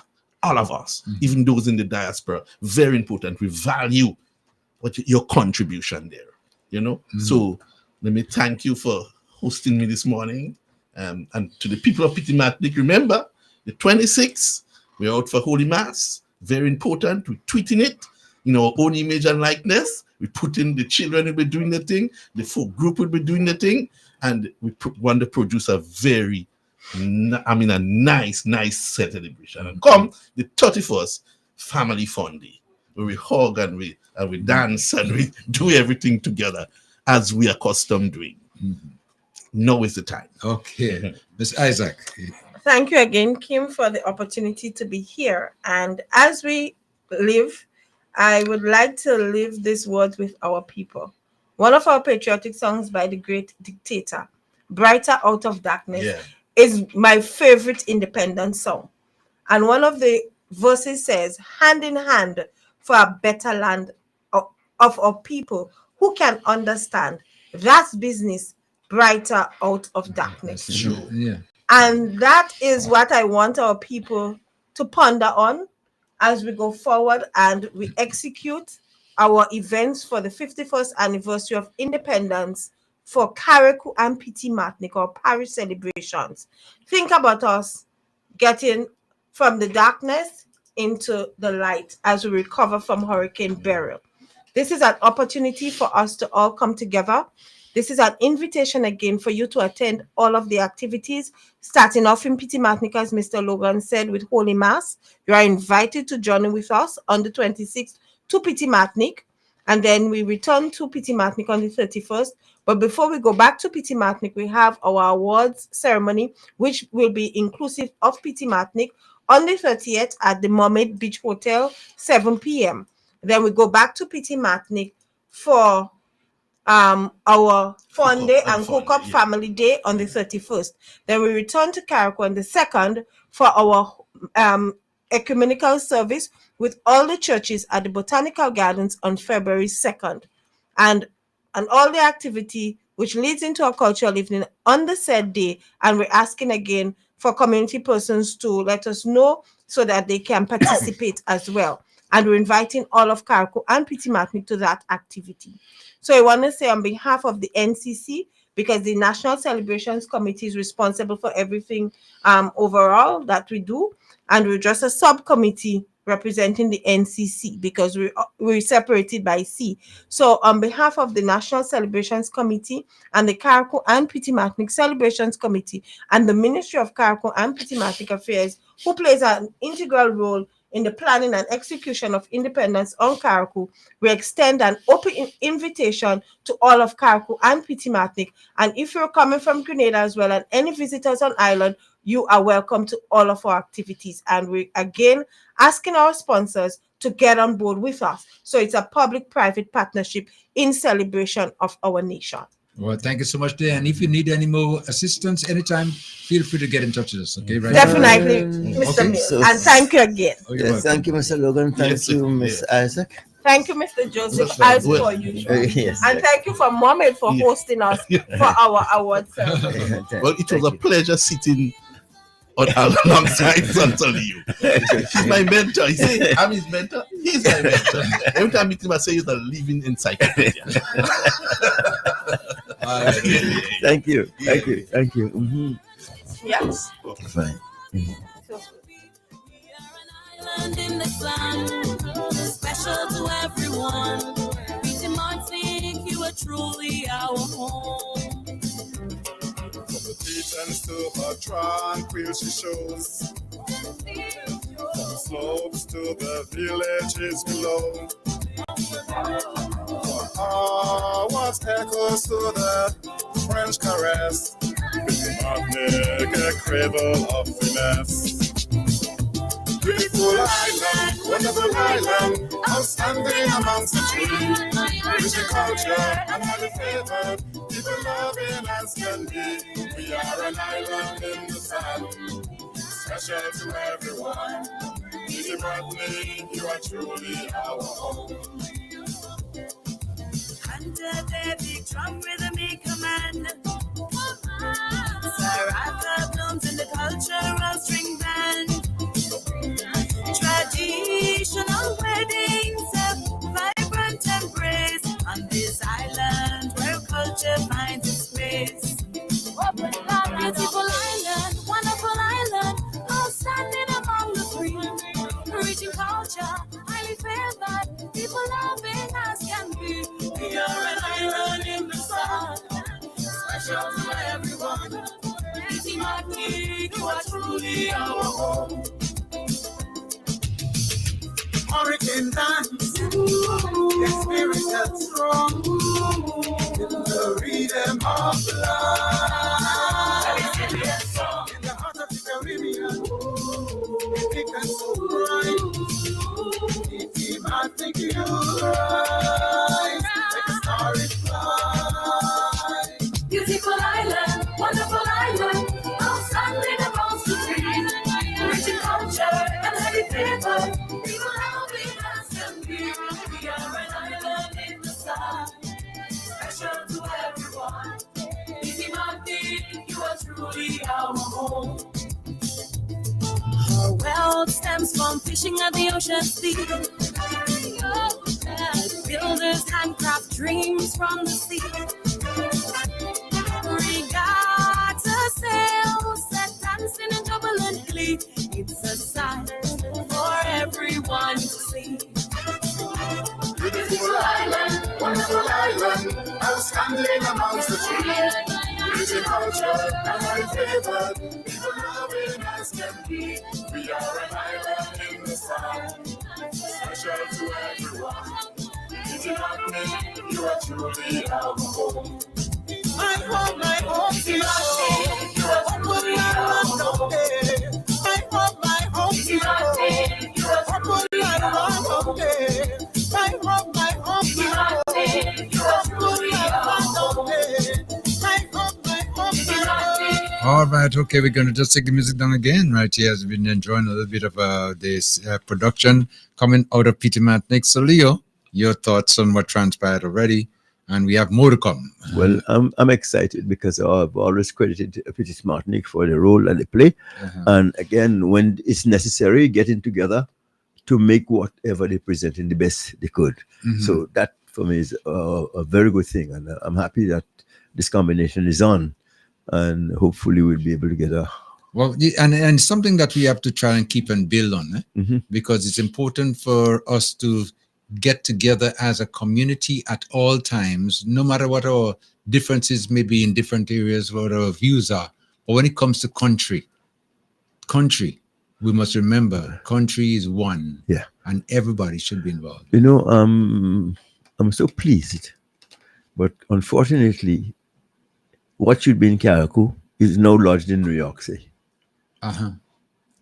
You have more of Carriacou culture in New York than in Carriacou now, you know. Yeah. Because I tell you, I can't... a friend of mine who's from Barbados say, boy, I can't understand all the kayak, you know. Well, how come all they could cook all this food, no matter how big the funeral, no matter how big the repast? I said, well, we don't cook, you know. People contribute, you know. So when you do things together, when everybody chip in, the thing gets... Makes a difference. Yeah, I guess like that, man. And I always refer to, you know, Cousin Rocky. Yeah. Oh, yes. Cousin Rocky funeral was an experience. I heard that. Man, you're making joke. Yeah. Well, last night, my mentor was listening to one of the guys who have so many negatives about the government, Mr. Telephone Man. But they were saying now that the Prime Minister in his last interview, I think it was whenever in China. No, not in China. With it Colindale? Correct. Yeah. Okay. He said, and it's so true. I wanted an opportunity to second emotion that there is a selfishness among professionals here, because I could talk about it because it has been my personal experience. I was part of a medical center that we built in the Bronx.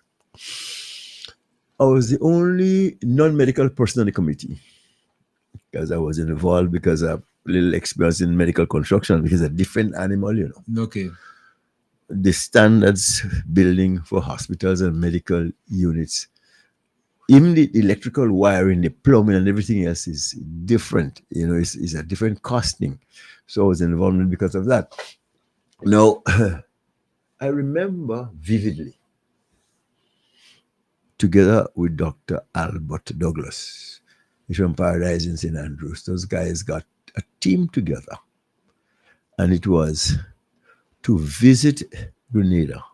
Most of them are from Grenada, to see how we can contribute to enhancing the medical situation in Grenada. And that wasn't so very well accepted in all instances, you know. Some guy mentioned where they going. I don't think they understood the purpose. When somebody said the cake is too small for all this doctor. So what the Prime Minister said there is true as today's Thursday. Yeah. So, and I always thought that if the best thing to do, if I was a medical person in Grenada, the best thing to do, partner with a colleague in any of the bigger cities in America. There's so much experience that you'll gain. Let's take, for example, for a hospital as used to be St. Luke's Roosevelt. There's now Mount Sinai West. Now, on the delivery floor, they have 12 units going at the same time. 12 deliveries taking place at any given time, sometimes as one finish and gone. So you see, might have 12 doctors in all those units and delivering a baby or doing what, and there's so much experience that could be had. And what they do, they have medical rounding after that every week. So people could share their experiences, because as a medic, your education have to be always current. Anything is ongoing. You don't just, like somebody say, leave school and then you stop study. It's always an experience, and somebody could share something as probably has never happened to you before, and this way you gain knowledge, you improve yourself, and that. But you see, we don't have that kind of a situation here in Guinea because it's so small. Yeah. Yeah. So you could very well be a partner with somebody in New York who's seen probably 15 times the amount of patients that you're seeing, and his colleagues are not that amount too. Right. So that experience that you share when they meet for the medical rounding, it makes you a better person all the time. Yeah. But I always say, like, even in the legal business, when people come from KVL, before they understudy somebody who is a lawyer for years and who understand sometimes what they actually read and the basics of law. You put up a shingle and you call yourself a lawyer. So, I mean, me and you, same thing. You just probably read a page more than me. So, what are you representing? The people experience is life's best teacher. And things that you hear and things that you know, it's always good to get a second opinion or hear what somebody else has to say. And we tagged in a corner.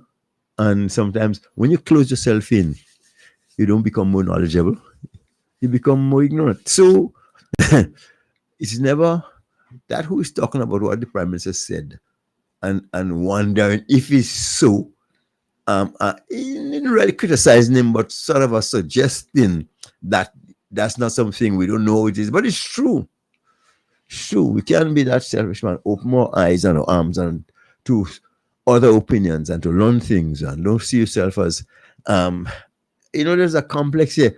This guy comes from America and you think he knows too much and that's not none of that. Yeah, we exchange, we are professionals. That's all. You learn from each other. Yeah, but you see, we sometimes we get very selfish. Yes, oh God. And that's one of the reasons sometimes we cannot really excel, because the experience of others, we could learn from that, but we're not taking the time out because we don't want to associate, we don't want to, whatever. If somebody else come, they'll make me look bad. You're right. But no, we can't know everything. I could teach him something. I don't care how bright he is. I could teach him something, and vice versa. So that's all. Pettiness. Yeah. So the Prime Minister was quite right, and I support that statement 150%. Well, he's been right all along too. But one of the things I've mentioned quite earlier on, on the program when we started, in that the recognition that he's getting all over the world, believe me, I just get jealous sometimes, because he's jealous in the sense that like he's sharing the Prime Minister, but you could understand people appreciating, admiring, and wishing sometimes that they had something or someone like that. I tell you, that could represent them. The first time he came to the General Assembly in New York to speak, well, I was invited, so I went up there, and I was sitting. There were different contingencies, the St. Lucia, the Gradient, blah, blah, blah, blah, blah. And we were very close to the Vinci contingency. So when Deacon was finished speaking, one guy from Cinnamon said, I know let go this one, no? Hold him tight, no let go this one. And I was surprised at Gradient, So yeah. I don't understand. Another thing that the fellas are doing, and our Prime Minister, when he travels, if not 10 out of 10, 9 out of 10 times, he brings back something valuable. But you criticizing him for that.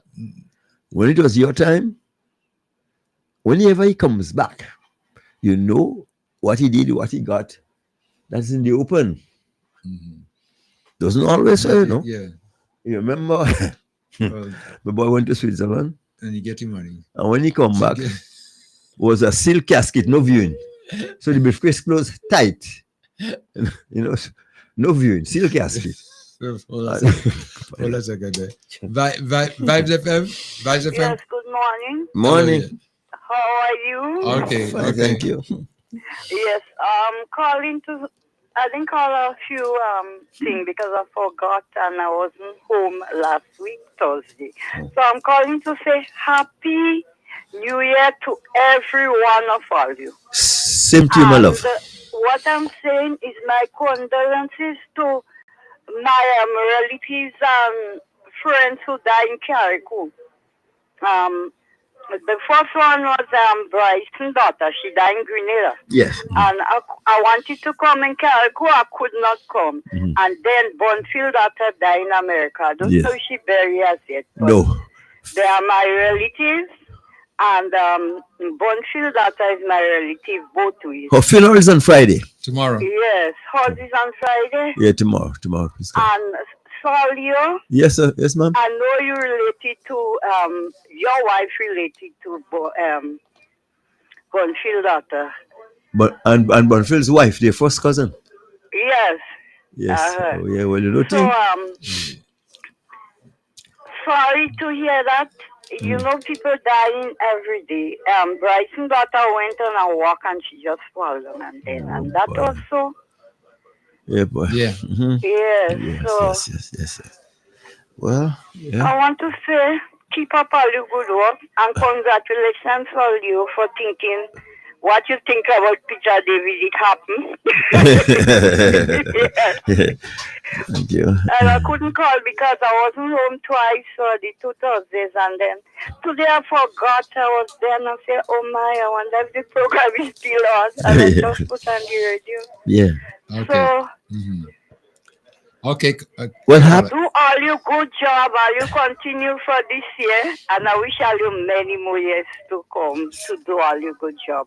Have a good day, every one of us. Thank you, and same to you. Happy New Year. Bye. Bye. Okay. And our telephone numbers again, let me give you the numbers: 4430101, 4430101, 4030101, and 4581914. Okay. We're expecting another guest coming just now, just a little while from now, okay? Okay. Our honorable minister should be here, so we think. But as this caller just mentioned, about Peter David, and that's been a hot topic. And you know what people are waiting for now to see? When the next parliament session comes, where he sits or where he stands. Where he stands. Hold on, before you say anything else, let me take a call. Vice FM caller, come in. Hello. Hello. Yes, hello. Yes, go ahead. Yes. Am I on? Yes, you're on. You're on. Okay. Now I am going to speak out unfiltered this morning. Okay. You with me? Yes, go ahead. Yeah, listen to me on the phone, please. On the phone. On the phone, yeah. Yes. Okay. Right.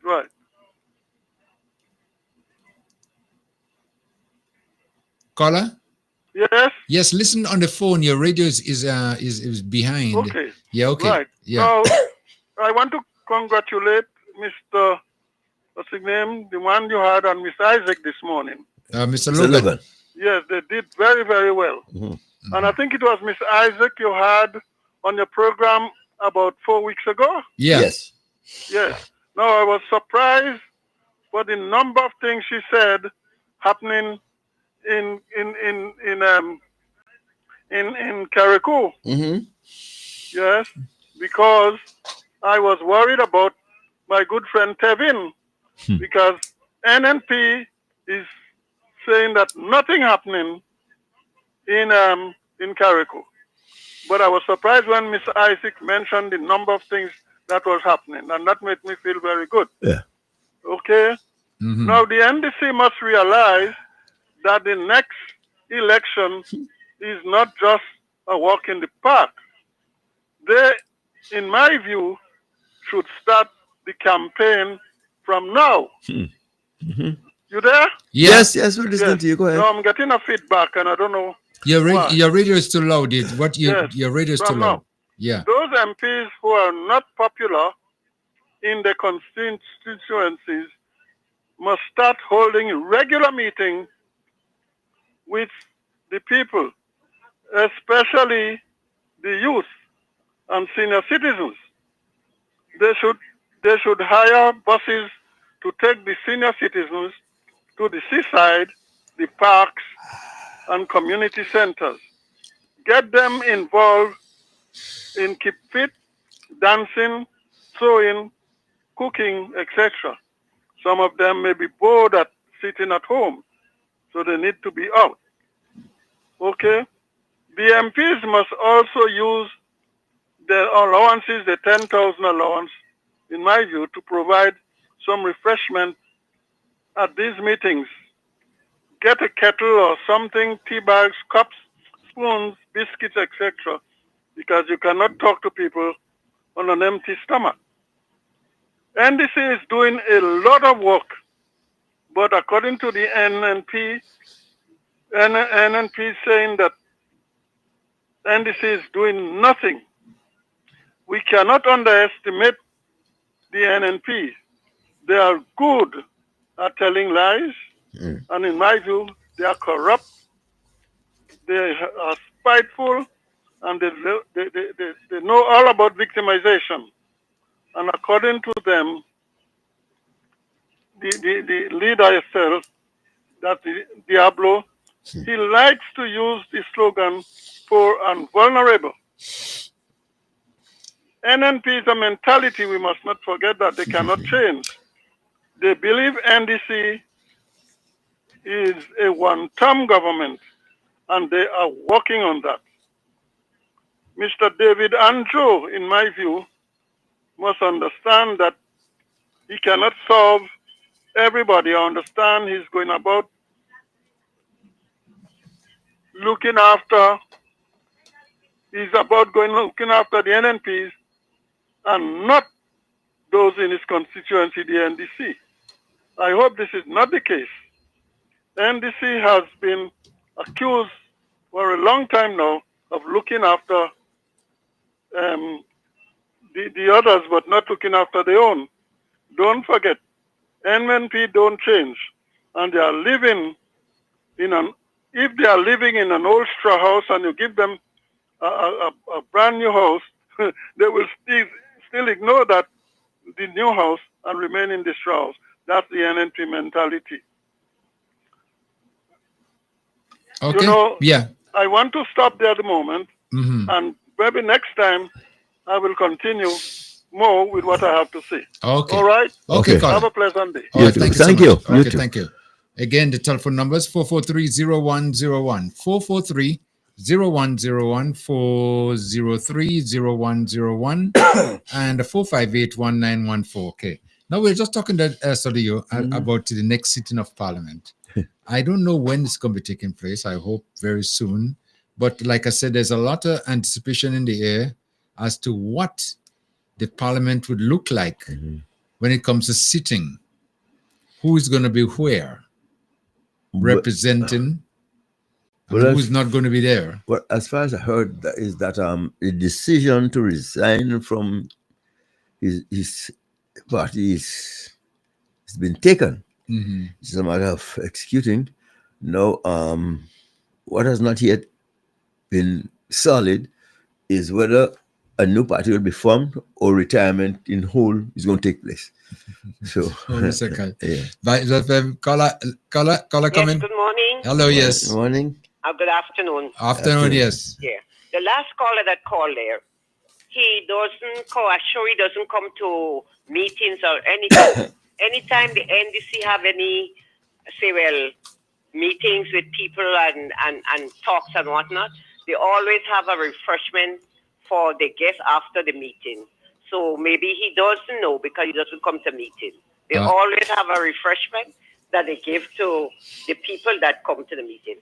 Yes, and the next thing I want to talk and say is now people always seeing what is bad from what is not good. 10 years, I listened to news the other night. A gentleman was speaking up in Grenville, some rehabilitated building, and he said 10 years, this building was there. But now the eye open. Only this is an ISO. Now the people eye open that they could see, no, this is an ISO. They couldn't see it was an ISO all the time when the previous government was there. It was not ISO for them. But now, as this government coming, everybody's seeing what is ISO and what is not good and what they should do and what they shouldn't do. When the previous government was there, nobody could have seen what was bad. But now everybody see that building is not good, that building is this, and this building is not good for the tongue and whatnot and whatnot. Why we in Grenada, we so hypocrite? Why are we so hypocrite? Because, I mean, it was there for how much years? And why didn't you come out and say to that, it have the MPs who run in Grenville for the NNP? Why didn't come out and say it, what was going on? And this ISO is not good for Grenville, or not good for Grenada, but now they're knowing.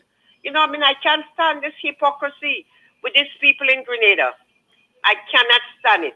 Only when NDC is in power, they have all things to say, their eyes open, their mouth open, that they could talk and they could say anything. Only when NDC is in power. But when NMP in power, their eye closed, their mouth is shut, as if they put duct tape on it and they can't say anything. And the next thing is Mr. Cox taking any thing with Carriacou, with the independent? Because the amount of thing Miss Isaac and Mr. Logan is saying about what's going on in Carriacou, and he is a representative for the NMP. I figure he should come on board, because this is not a party business. This is Grenada business. And if he's a patriotic Grenadian, and he's staying for a party, he's supposed to join on with the government and make this reality in Carriacou come a bumper. So I want to know if Mr. Cox is on board, or if he's taking any action or any part in the independent. That's what will be going on in Carriacou. Because this is not a party business. This is Grenada, Carriacou, and Petite, the independent. Because if he read what is on the Logan, you hear what they say, one people, one family. Yep. And this is what he's supposed to come on board now, as one people and one family, and forget party business, because this is not party business. Okay. So, gentlemen, you all have a blessed week. Okay, thank you so much. Same to you. Okay, let me take another call quickly. Vibes FM. Caller, thank you for waiting. Caller, you next. Come in. Caller? Hello? Hello? Okay, doke. Let me just try that one more time. Caller, on the cell phone, you next.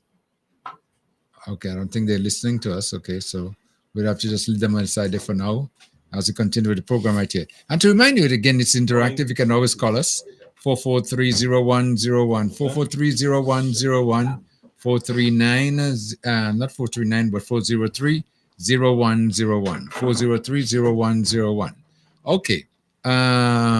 Before I move a little further, let me take the final call before I introduce my next guest. Caller, you're live. Caller, come in. Hello? Hello? Hello? Good afternoon. Yeah, good afternoon. Yes, go ahead. Yeah. How are you, my brother? Okay, not bad at all. Yes, go ahead. Oh, I see Stella get your groove back, man. Say no more. Say no more. Yeah. Okay. Cool. Yes, caller? I saw the last one again. Hello? Are you still there? Yes, I'm still there. Yes, go ahead. Yes, go ahead. Yes, how is Carriacou? Carriacou is doing okay. Okay, all right. So you really think that Grenada need that? What seems to be. Hello? Female leader. Yeah, I'm asking if you think Grenada need a third party. Well, not to my knowledge, but if one is going to try to see if they could do something, it's democracy. No problem. Boy, you remember TNP, GULP, Peter, the one they have with Glennis on. Then you have Mr. Antoine on. And Mr. All these are registered party, GULP. All these are registered party, in my opinion. I mean, what? Are we a country or party? Well, you never know. See what happens. Let's watch it. God. Let me watch We it. can't take us again. Let me watch it. Let me watch it. Let me watch and see. All right. Okay, thank you so much. Final caller before we introduce our next guest. Caller, come in. Hello. Hello. Yes, hello. Go ahead. Good Yeah. afternoon. Yeah, good afternoon. Yeah, I'm just calling to say hello to you all today. The program is a very soft program today, but enjoying it still. Uh-huh. Okay. Yeah, I am enjoying it Well, still. I know as time goes by, it will get warm, you know? Yeah, okay, all right. Okay. Yeah. All But right. I'm in touch. All right. Thank you It's so glad much. to hear all them things are happening in Carriacou anyway. Okay. Good. All right. Oh, thank you so much. Okay, bye-bye now. We're talking about what's happening in Carriacou. nobody would do it better than who is in the hot seat right now. Mm-hmm. Let me say, present good afternoon to you, Honorable Tevin Andrews, our representative, Minister of Carriacou and Petite Affairs. How are you? Tell me. Good morning, Mr. Mills. Good morning, Mr. Joseph. Good morning, sir. Good morning to your listenership, and of course to all the wonderful people of Petite, Carriacou, and Grenada that are tuned on. Mm-hmm. And Happy New Year as well, because I think Okay. this is the first Uh-huh. time being on the air for the year. Okay. Yes. And let's hope that this one is a real happy one. Yes. Uh-huh. So you tell us now, I know you came here, for a short visit, but I know you always like to be in touch with the people. Yes. And that's so important, So tell us what you're here for and what you intend to do. And, you don't have enough time to do whatever you have to say. No, not really. But still, we appreciate your presence. Certainly. Uh-huh. So first of all, let me use the opportunity to invite the general public from Carriacou that are listening, and probably you can assist in spreading the word of our town hall style meeting this afternoon at 5:30 venue at the Ariza building. We'll certainly be giving the people an update in terms of the things that we've been doing and some of the plans for 2025 and beyond as we work towards the rebuilding, the reconstruction of Carriacou and Petite Martinique. And on Saturday, we are heading to Petite Martinique at the Petite Martinique RC. I believe the time is 5:30 as well at the Petite Martinique RC school. Again, you would be hearing from the people of Petite Martinique will also be hearing from us about the updates and so forth. So I'm encouraging everybody to come out to this afternoon and on Saturday to come out in Petite Martinique to hear from your member of parliament and minister. Carriacou and Petite Martinique, this is 7 months after a devastating hurricane has destroyed practically 98% of housing on the island. And so far, we have made some significant progress in terms of the rebuilding efforts. Certainly, there is a lot more to be done. But I think the plan from day one was to get the people's building up and running so that people can have access to government services. And hence, focus was placed on, one, getting our hospital back up and running, because the hospital was damaged. The roof was, more than 90% of the roof was destroyed. Our senior citizen home is now up and running. The seniors had to be evacuated to Grenada. They are now in the senior citizen home. The administrative building, People's Building, is back up and running. And the administrative building had a lot of critical offices: social development, education, housing, you name it. The Department of, the account department, if you want to put it that way, registry department. The police station is back up and running, courthouse, the ministry building, those essential buildings. The clinics are now under construction. The other two, the construction will start on them very soon, which is Mount Pleasant and Petite Martinique. Petite Martinique, there are always logistical issues, challenges to get to Petite Martinique, as you know, separated by water, the equipment, manpower, etc. So that's why we are taking a little longer to get a lot of things started there. Nonetheless, construction work will be starting there very soon. So all in all, some significant progress has been made. To date, over 60 homes have been either under construction or have been delivered to the people of Carriacou after the aftermath of Beryl. And over $18 million have been spent on roofing/housing support.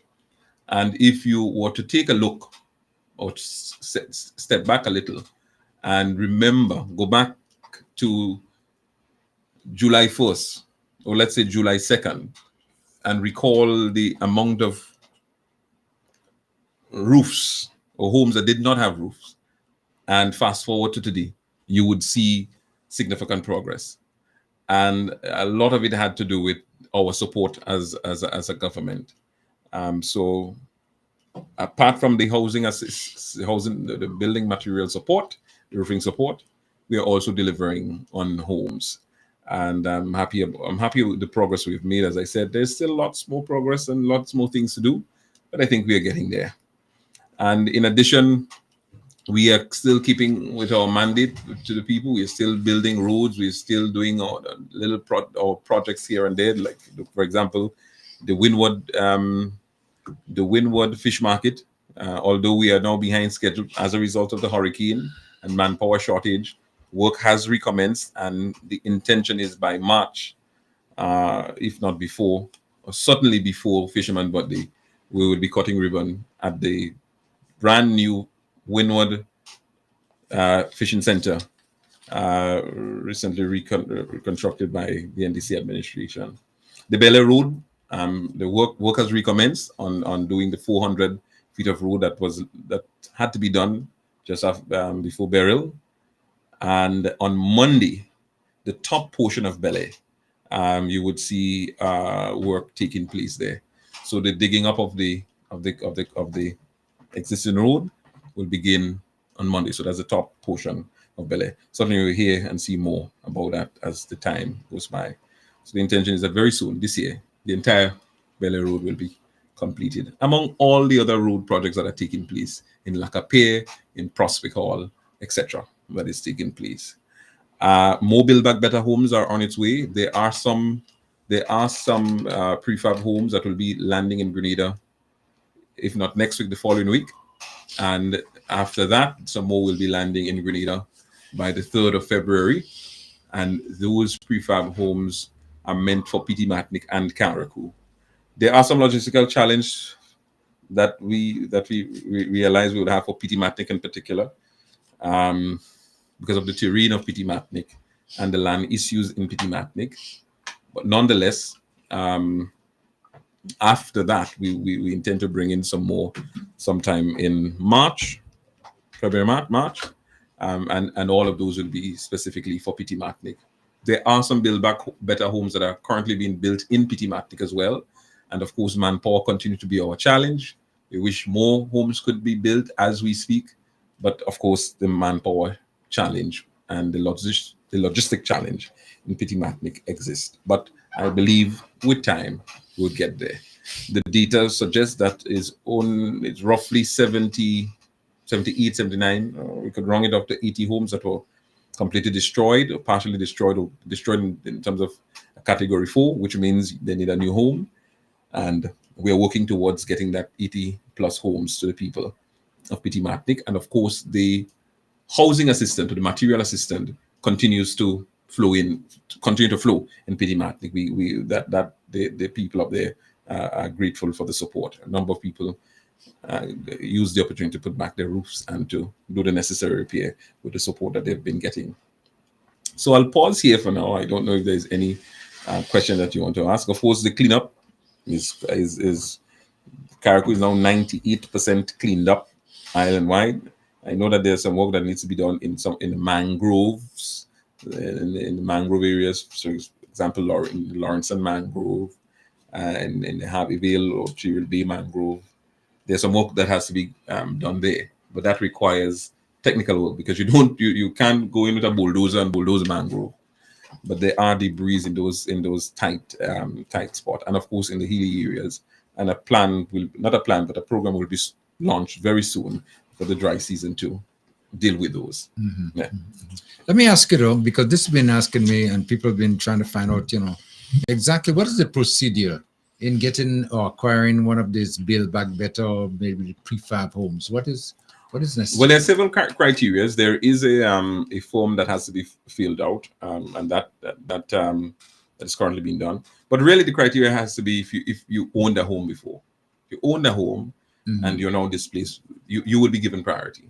Right. Okay. If you're a senior citizen, you will be given priority. If you family, especially with young children, you will be given priority. So the priority list is really you had a home and you fit into the categories that I just mentioned. There are people who are renting a home and of course are now displaced by burial.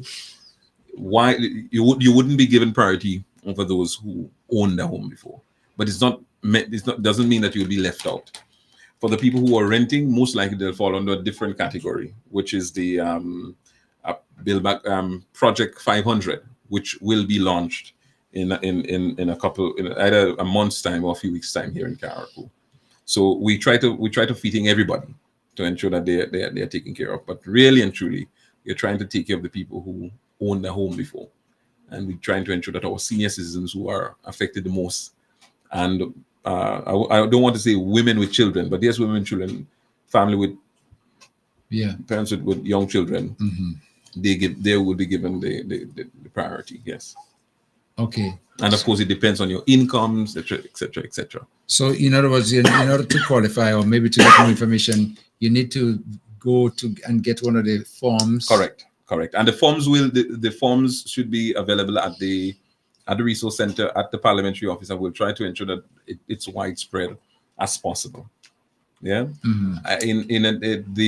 So that's one of the prefab. You would get more information in terms of the forms for the prefabs, and you will get more information very soon as it relates to the Project 500 in terms of where you can go for those forms. So we have like 3 categories of buildings that would be four. Four. The prefab. Right? You have the prefab. You have the Build Back Better. You have the Project 500, and you have the homes that have been built by the Division of Social Development. Okay. So 14 homes so far has been delivered by the Division of Social Development. Those are smaller homes, building back, of course, with the guidance of the Planning Authority, with your bathroom and toilet. 2 bedrooms. In some cases, it could be 1 bedroom, depending on if it's just one person.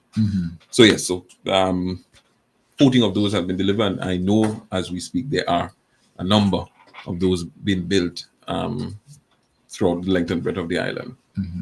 So four category or 4, if you want to put it that way. Social development homes are for people that are really in a deplorable state and need immediate action.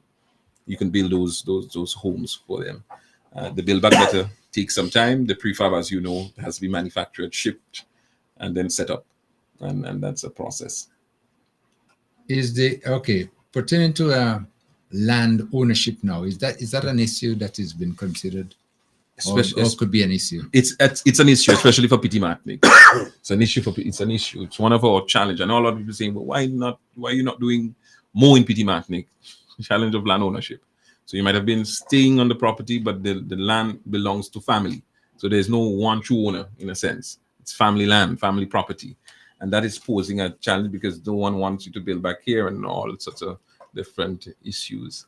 And we also have a few of those situations here in Carriacou. Some people are squatting. Some people, the landowners might have given permission, but now they don't want people to build back there. So we are finding we're finding ways to feed them in to our programs to provide some sort of comfort and support for them. Yeah. Okay, next question, because this thing has been posed to me to ask you. No problem. Okay. I hope that people still come to the tongue or leave it to ask. Yeah, but no. Yes. But as we seem to have a problem with labor in Carriacou in rebuilding. Yeah. And as you realize, it's maybe getting worse now. Is there anything in the immediate future, as trying to see if we could deal with that problem? Yeah. The truth is, we should have had some laborers from Dominica coming in, but that posed some challenge for last year. But certainly, the intention is to get them in for this year, and we expect some additional support from some construction companies that will be coming to Carriacou, hopefully in a few weeks' time, to assist us with the rebuilding efforts, rebuilding of Build Back Better homes and etc. But really and truly, we were trying to, the truth is we were trying to get our local contractors beefed up so that they can have the first preference, if you want to put it that way. And now that most of them, if not all of them, are engaged, certainly we have to re-engage and look at the other options that we were exploring earlier on. But we expect that labor, even when the contractors, the new contractors come in, and the additional support from Dominica and elsewhere, we will still have an issue with labor until we try. Because remember, it's 98% of the housing that was destroyed on island. So you have private homes, you have businesses, you just name it. So our infrastructure got hit really hard, and there's a lot of construction work, lots of rebuilding that has to be done on the island. So it's not. I sometimes I have to remind myself as well that it's not going to be a walk in the park. It's not going to be something that it's going to be over in a year's time or anytime soon. It's going to take some time. But my intention is that within a year and a half, that we get back to some sense of normalcy. As a matter of fact, we are already somewhat experiencing some sense of normalcy. But give us a year and a half, although the cabinet believe that we need 2.5 years to get back there. I believe we can push to do it in a year and a half. And we really need to encourage our people. I don't want to get in any hot water.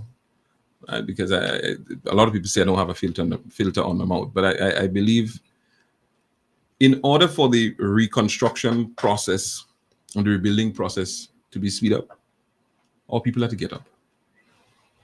Yeah, we are complaining about a labor shortage.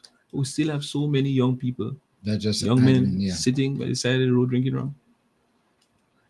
And yes, I understand. A lot of people are traumatized. I understand that. And that might be a way of blowing steam, I don't know. But we have a responsibility as a community, as a family, as leaders, as kayaks, as kakabawis, to encourage our people to get up. Get up. Yeah. Laurels. Something, There's work. I see hardback men, strong men, just sitting on the side of the road, and that's something that we had to speak about. It's not a sexy topic. It might, as I said, it might get me in problems, but we had to be real and honest sometimes.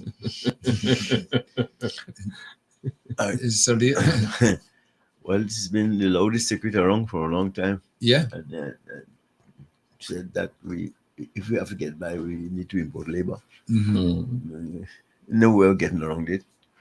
Because not only that, even a lot of the guys you have here, because of the inability to be in the workforce, they're not skilled. So you still will need people to guide them as to what to do. You must have somebody show some cement, but what else? Yeah, that's they're limited. Limited. Yeah. And that has been an issue. And one of the other things too that we faced with too is the issue of accommodation. Oh yeah, that is another factor. But with the houses that are coming, what 500 houses they say it's going to be? No, it's 200 homes to begin with. Prefabs, 200 to begin with. And as the demand goes, we and those 200 homes, I guess, if a potential owner has a lot of land, that they have good title to, you can build for them on the land. Yeah. All right. Because I don't know if government have all. Government don't have all the lands. We don't. Certainly not. And we try to. So when people come to us, the first thing we ask is if there is land. Okay. Yeah. And you would understand the challenge in Petite Martinique, where those people that are now displaced who are staying on land, and the government don't have to begin with in Petite Martinique. There's no government land in Petite Martinique. So a lot of people are in some really technical problems. Situations, it's not as easy to deal in Petite Martinique, right? Because of the problem there of ownership of land. So the government is not in a position to. So you have that, and then you have the other issues in Petite Martinique is where some of the homes are located and access to some of those homes or access to the lands. Yeah. You've been to Petite Martinique, so you would know. In some cases, there's no road. In some cases, just a track. Yeah. And if you're talking about prefab homes, or even let's say the build back better homes, you're talking about things that there are some equipment and so on that you have to carry on site. Yeah. The question is, how do you get there?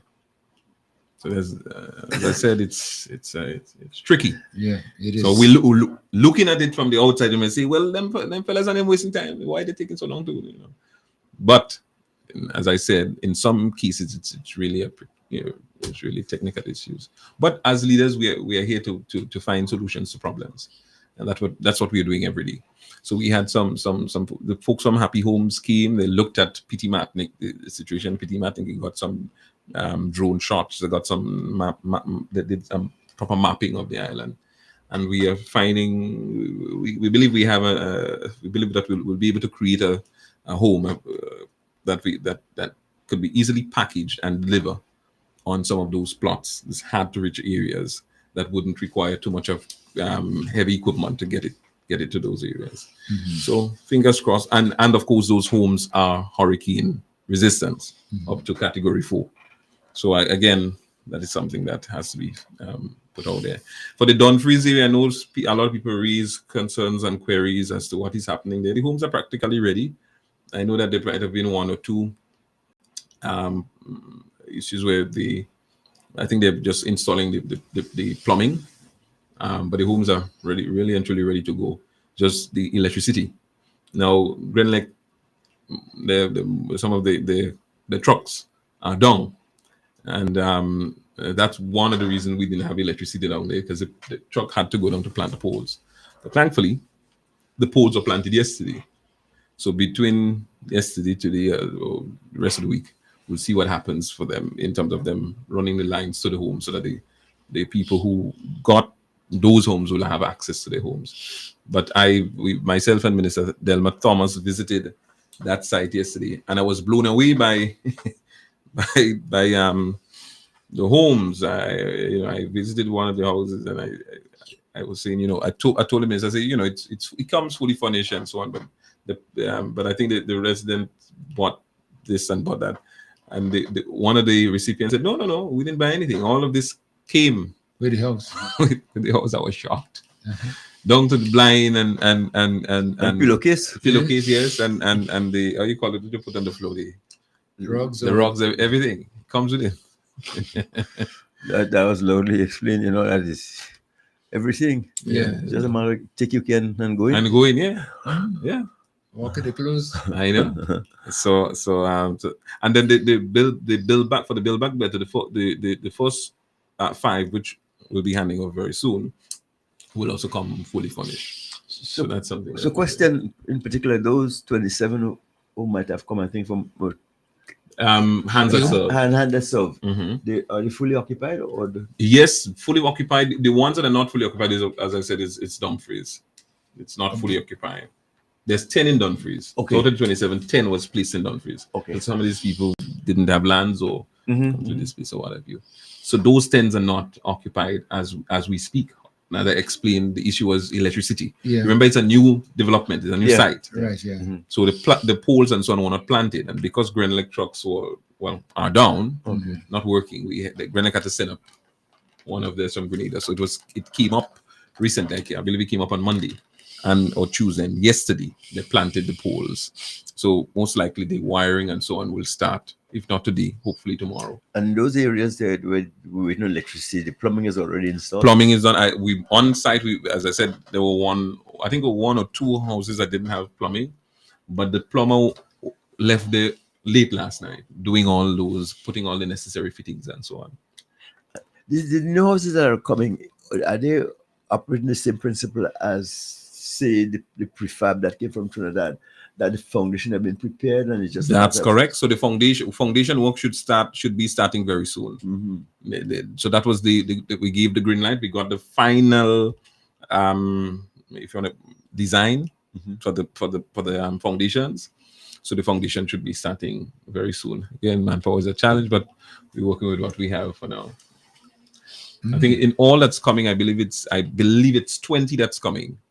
20 that's coming. As I said, that's for shipment. A large portion, majority should have gone to Petite Martinique, but we will give an update in terms of what will take place because of the location, and the crane trucks on the island will not be able to lift those heavy. It will be much heavier, and unlike the prefabs that came, it came sections. in sections. These are coming almost fully assembled. Fully assembled. And I said, oh, well, fully assembled, yes, and you have to take it apart and set it up. Yeah. So so it's going to be extremely heavy.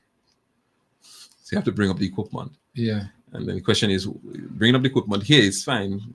Bringing up the equipment to Petite Martinique, and then to get to the site is a completely different story.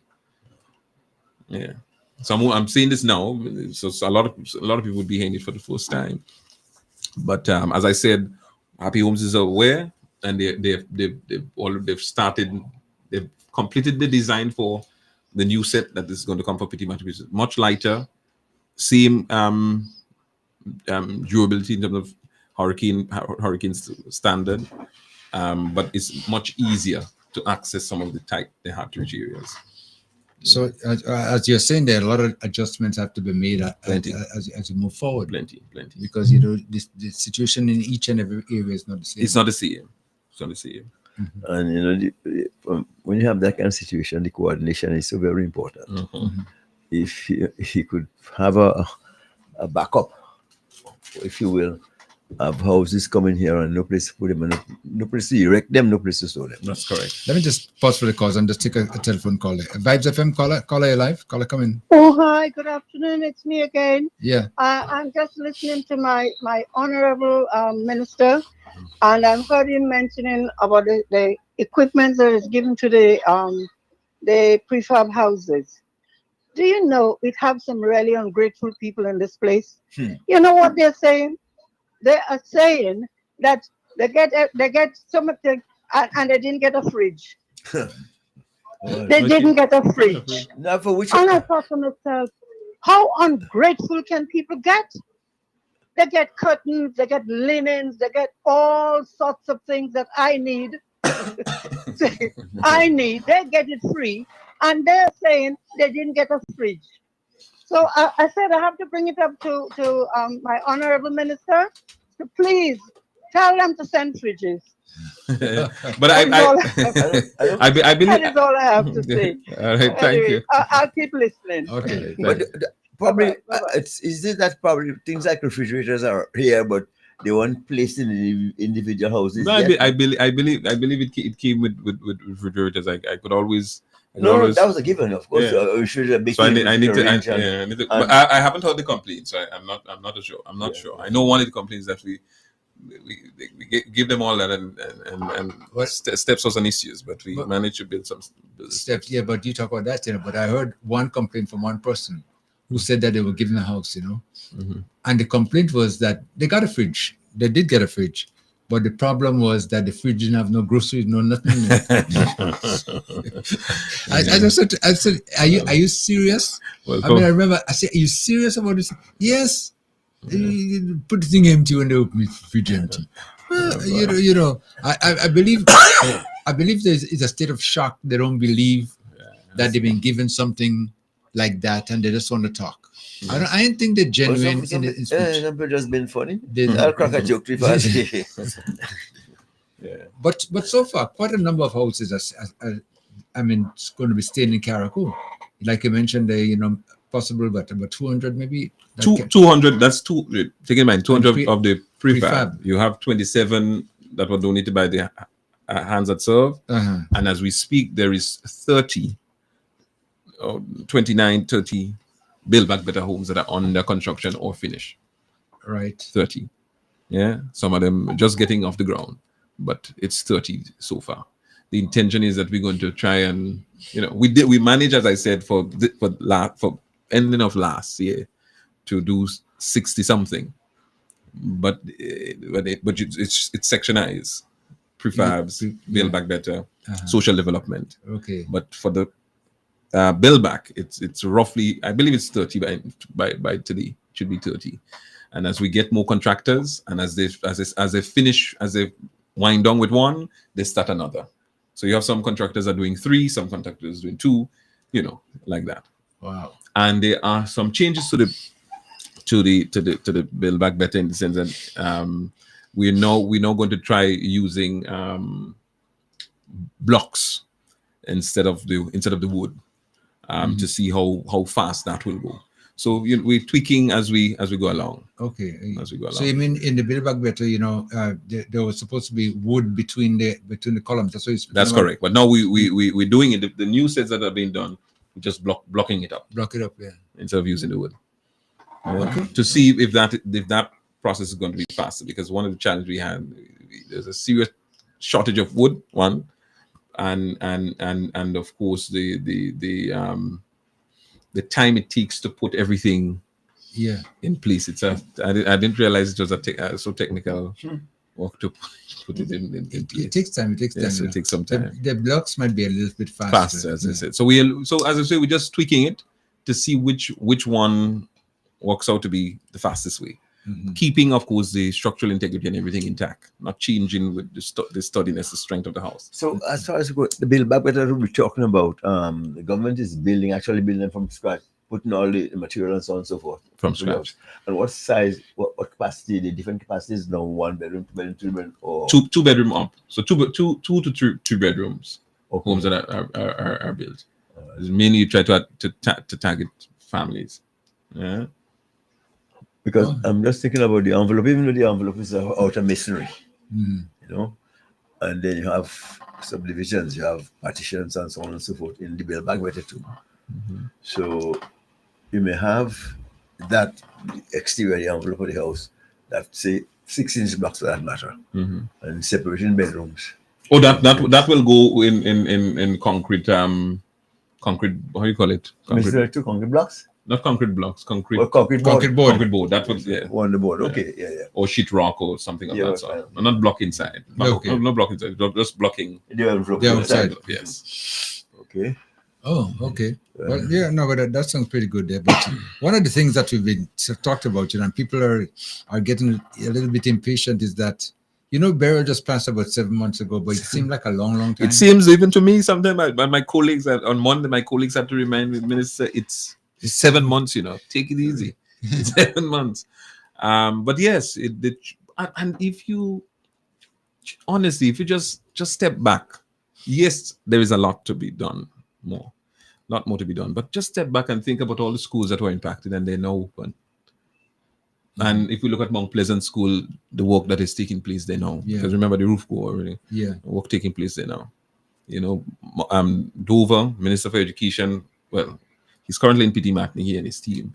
They were here to discuss plans for Dover, as we look at the rebuilding process up there. So we've done a lot, not just in terms of the general infrastructure, but homes, support to farmers, support to fishermen, etc. And as I'm on the topic of support to farmers and fishermen, there are some farmers and fishermen that were left out, not deliberately so. We and the team at the ministry is now working assiduously with the Ministry of Agriculture, and we will soon have a meeting with farmers and fishermen to correlate the data that we've received in terms of those who have not received any support, to confirm that is so, and then to make the necessary arrangements to get the necessary support to the fishers and farmers who were left out. Yeah, I'm glad you touched on that, because that has been a talk. Yes. And people have been coming to me on numerous occasions, different, and saying to me that they were supposed to be included, and for some reason they have been left out. Yeah. And if anything was going to be done about that, to raise the issue. So I guess you must have been, No, I'm hearing it, and I'm constantly on the ground. So even yesterday, while in the community of Lawrencetown, it was brought to my attention again. I had to reassure some of the people that I met. Listen, we understand. I'm fully aware of the situation, but we want to make sure that this time that all of the information is collected properly for those that were left out. And then so when the information is sent this time, that no one should be left behind. So that's what we're doing, both for the farmers' support and the fishers' support. And as time goes by, more support will be given to Carriacou and Petite Martinique to assist with the rebuilding, the recovery effort. So as I said, much more can and I believe should be done, but so far so good. Over the past week, some animals, when I say animals, I talk about ruminants, like sheep and goat and stuff like that, were imported. And the talk was, are any going to be sent to Carriacou, you know, to for the Of breeding course. because it wasn't meant. It wasn't mentioned, you know. No. So listen, I don't know, Mr. Mills. When I'm here, I didn't think you paying attention to some of the things I was saying. You know, when you remember we were when we got in, the first thing that we did was to ensure we had a vet on island. Remember? Yes, Dr. Pett. Yes. And we made some changes, and we started to place some emphasis on Limle Farm. Remember, I tell you, Yes. we have to invest in our livestock industry, Right. and we really have to change Limle Farm and make it a model farm, like what it used to, what it once was, and even better than, because we want to have the best in the region. Well, we did a lot of work, built a lot of pens and so on, spent a lot of money, and of course, Beryl come and blow all that away. But while building the pens and so on, we ordered animals. So the shipment wasn't just for Grenada. We have a shipment of animals in Grenada for Carriacou. Right. So as we speak, work should be taking place to build back one pen, and of course, as time goes back, build back as many as possible to get those hybrid animals to Carriacou. And it's not only going to be the sheep. It's going to be the goat. It's going to be the cow. It's going to be the pig. It's a process. Because we're not just transforming just one sector on the island. It has to be multiple sectors at a time. But it will take time. It's not something that you wake up in the morning and just happen. Yeah. It's just sad that Beryl really and truly just it threw us back, you know, and it just put us in a tailwind, set us back a little, but we're gonna get there. And that's why, if you look in tourism, that's why we did the underwater sculpture park, and we were making this investment with the night landing and all of that. All the project, mind you, is still on stream, but everything delayed. Yeah, is delayed, you know. But with time, we'll get there with time. I just hope the people of Carriacou and Petite Martinique could understand that. But with time, we'll certainly be able to do wonders again. Yeah, we just laying the foundations now. The priority now is to make sure that people have housing. That's our priority at this point. Everything else will follow. So yes, while we're still doing a little work here to get the Windward fish market going, and in the background we're still doing work with the airport and so on. Really and truly, all the money and all the attention and focus is on housing for now. That's a priority. Any ideas to when the budget will be read? Tentatively in March. Okay. Tentatively. So the clerk and the Speaker of the House and others will make the announcement soon. But the intention is that we do that. And do you have any information on the next sitting of Parliament? Well, we do intend to have an aggressive parliamentary sitting this year. I mean, last year was aggressive, but I mean, this year is going to be even more because we have so much legislations to pass, from the marijuana legislation to just about a number of things. I see the EG chambers sent back some things on local government that we have to do, because the intention is to try and get that done this year for local government. So gear up. We're moving full steam ahead with local government. Absolutely no doubt about it. But yes, there is so the next sitting of Parliament. I can't see when. And that is really and truly the leader of government business. We'll look at some of the legislations and will be able to tell us. But I know in terms of budget, late February, March, early March. Okay. Let me remind our listeners, the lines are open again. 443-0101, 443-0101, or 403-0101. If you want to call our minister, Honorable Tevin Andrews is with me in the studios right now. And you can also call 458-1914, 458-1914. Well, so far, Honorable Tevin Andrews, you know, it seems as though you've been very busy, very, very, very busy, you know, in trying to see if you could like burn the candle on all ends, because there's so much to be done and the time span is a factor. No time. Yes, we do, and But as I said, we'll get there. It's one day at a time, one step at a time. We have no doubt that we'll be able to do what we have to do. I mean, and of course, preparing for budget 2020, 2025. In terms of, I think one of the biggest thing that we're going to do is the beginning of the transformation of the tongue of Hillsborough. So that I think Budget 25 is going to focus on the rebuilding, the housing. Yeah. But we're going to start with the transformation of the tongue of Hillsborough. Well, that has been on the burner for quite a while over the years, thinking of changing the face of Hillsborough. I know that Beryl has made an impact. I think it's the opportune time for us to go to the drawing board now and decide exactly where we want to go, what we want to do. So I know a number of people went ahead and built structures, and those structures are temporary in and around the tongue of Hillsborough. And some people are putting structures, and of course, physical planning. I know physical planning authority went to them and put a stop to some of the buildings. And for those who might have been given it the nod to go ahead, because of course you don't want to stop anyone's livelihood from owning a livelihood. I want to say this publicly because it has been said over and over. Whatever structures that has been built, just know that it's temporary. Because we don't, if we're talking about transformation and transforming the face of your tongue, it has to look proper. So whatever initial support will be given, yes, comes their plan. But we have to ensure that we do it and we do it good, because we can't just think about the no. It's about the future.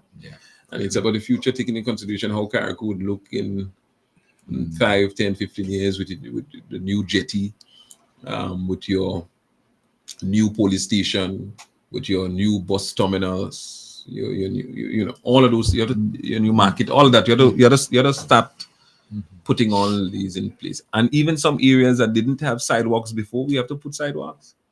I mean, yes, we did a lot of work in terms of putting sidewalks in some areas, but we still have plans to put sidewalks in some of the areas. So some of the buildings some of the people that had their fence in, you could say, practically in the road, we have to start making some adjustments. So, All right. Futuristic. The calls are backing up. Let me try to take some. Vibes FM, caller. Hello? Caller, you Hello. Yes, go ahead. Yeah, let me ask the rest of the callers. Please hold on one at a time. Yes, caller, yes, you are now. Yes, go ahead. Hello, good afternoon to everyone. Good afternoon, Mr. Minister. Good afternoon. Leo and everybody there. Good afternoon. Where is Milton today? He's not I around. don't see him. No, he's not there. Okay. I have a question. Can someone please tell me what's the name of the youth parliamentarian for Carriacou? I saw a list of names before Christmas, but I never saw anyone named for Carriacou and Petite Martinique. Can I please have that name if there is someone? No, there is not someone. We don't have a youth parliamentarian for Carriacou and Petite Martinique. And bear in mind, when this process was taking place, we're in the middle of Beryl, dealing with that. Oh. So that's why the focus at that point wasn't placed there.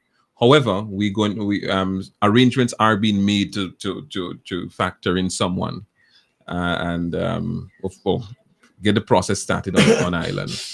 But all of the youth activities from going forward from now, Carriacou and Petite Martinique will certainly be included. But because of the impact of Beryl and taking in consideration the response, we didn't participate. Okay, thank you. Thank you about that. I also heard one time that there is an upcoming town hall meeting. Is there one in the making? We have a national town hall meeting. We do have a constituency town hall meeting this afternoon. One for Carriacou and Petite Martinique. We have one. I have one. We have one today at 5:30 at the Ariza building, and in Petite Martinique on Saturday. Will it be carried live?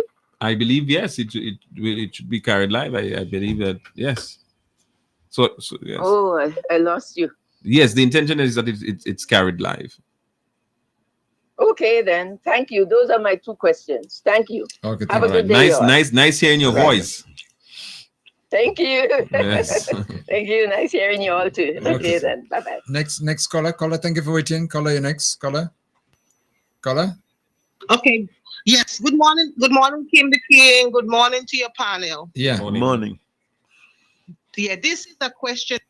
I heard him say that he's going to close that road come Monday because they're going to be doing some digging up. But I have a property on that road that I'm currently undergoing construction. The roof was gone, the storage was gone. So I have construction going on there. And I had a contractor from Grenada to informed us the close the bring gravel, cement. Caller? He's right now. What's the next step? What do I need to do? Caller, you've been breaking up a little bit, you know. We weren't hearing you as you would like to. You want. Okay, but the main point I'm trying to say, I have a house on that road, on that Bella Road. Yeah. That Minister Tevin mentioned he's gonna be digging up starting Monday. I have construction going on there. I had to bring a contractor in from Grenada to do that project because if my storage went, part of my roof went, and the like. So I would like to know what happens next because, you know, it's a project, you know, you have to bring in material. So I would like to hear from him, you know, what the next step. All right. Because my husband didn't tell me that nothing was mentioned to him that the road going to be closed or, you know, no warning was given to us. I just heard it on the radio this morning. Yeah. Because I'm a loyal listener to this Speak Out program. I listen every Thursday. I'm overseas, but I listen every Thursday. So. Okay, Mr. Right. Sure. So thank you very much, caller. Valid point. Thank you very much. So the Coolish Road will be accessible to, and also the bottom. If you want to, I don't know if there's a name for it, but bottom road under the hospital. Bottom road under the hospital. Right. Yeah. That will also you'd have access there. You would have access to and from Bele through Meljum and the 16 Corners Road. Of course, it's opened now after months of construction there. So you have access to and from Bele. So the flow of traffic to and from Bele will continue. I'm not too sure if there's any. I was not aware of any construction work on the actual road that we are going to we are going to right. So I'm getting to the point. Right. So the point I'm making is that no one will. You would have access. You would have access to your property. So we are not blocking off access to your property if you have construction work going on. And the intention is that we speed up this concrete work as fast as possible and do it in the shortest possible time frame. So hopefully it wouldn't last. And it's a shorter piece of work compared to the one that was going down to Boyok's. So that one we were talking about, that lady is concerned about, it is happening from the Coolest intersection going up to Bele. Right. Coolest intersection going up to Bele. Okay. So, but if she's, I wonder where she's building, because wouldn't her property be accessible from the below the hospital road going back around? Yeah. But either ways, the point I'm making is that either ways, we would not stop access to anyone that is doing construction. We'll find a creative way to make it happen. Okay. Yeah. But Mrs. Guadalupe, I believe isn't the property on the not on the top, not necessarily in the area that we actually do the construction. We have two houses. We're speaking about the pink house. We're speaking about the new house. Okay. Okay, I got you. So we had major damage. Right. So I'm saying to you that we would do everything in our powers to ensure that the work that you're doing is not interrupted, and if at all that we find a solution to deal with it. We'll work together to make it happen. Okay. And I made the announcement prematurely. Of course, the road officer and the division would be the ones to go out and inform all on sundries in Bele that will be affected, and to create and to find a solution. So because it's going to happen Monday, yeah. I just thought it was important to inform the public. Okay. And thanks Solio too, and I'll be in touch. Thank you. No problem. Good. Okay. Let me take another call. Yep. Okay. Bye. Next caller. Thank you for waiting. Caller. Hello. Yeah. Hello. Yes. Morning. Yeah. Go ahead. Yeah. Good morning, guys. Morning, everybody. Tevin, good morning, man. Oh, good. Hi. Good morning, Mr. Davidson. Mr. Butterfly. Hey, man. I say they up here taking some cold weather, you. No, I smarter than that, man. Looking crazy. All right, so Take- I got a question for the minister, right? Go ahead. The town hall today, right? Would there be any consultation on, well, for the people of Petite and Windward concerning the jetty?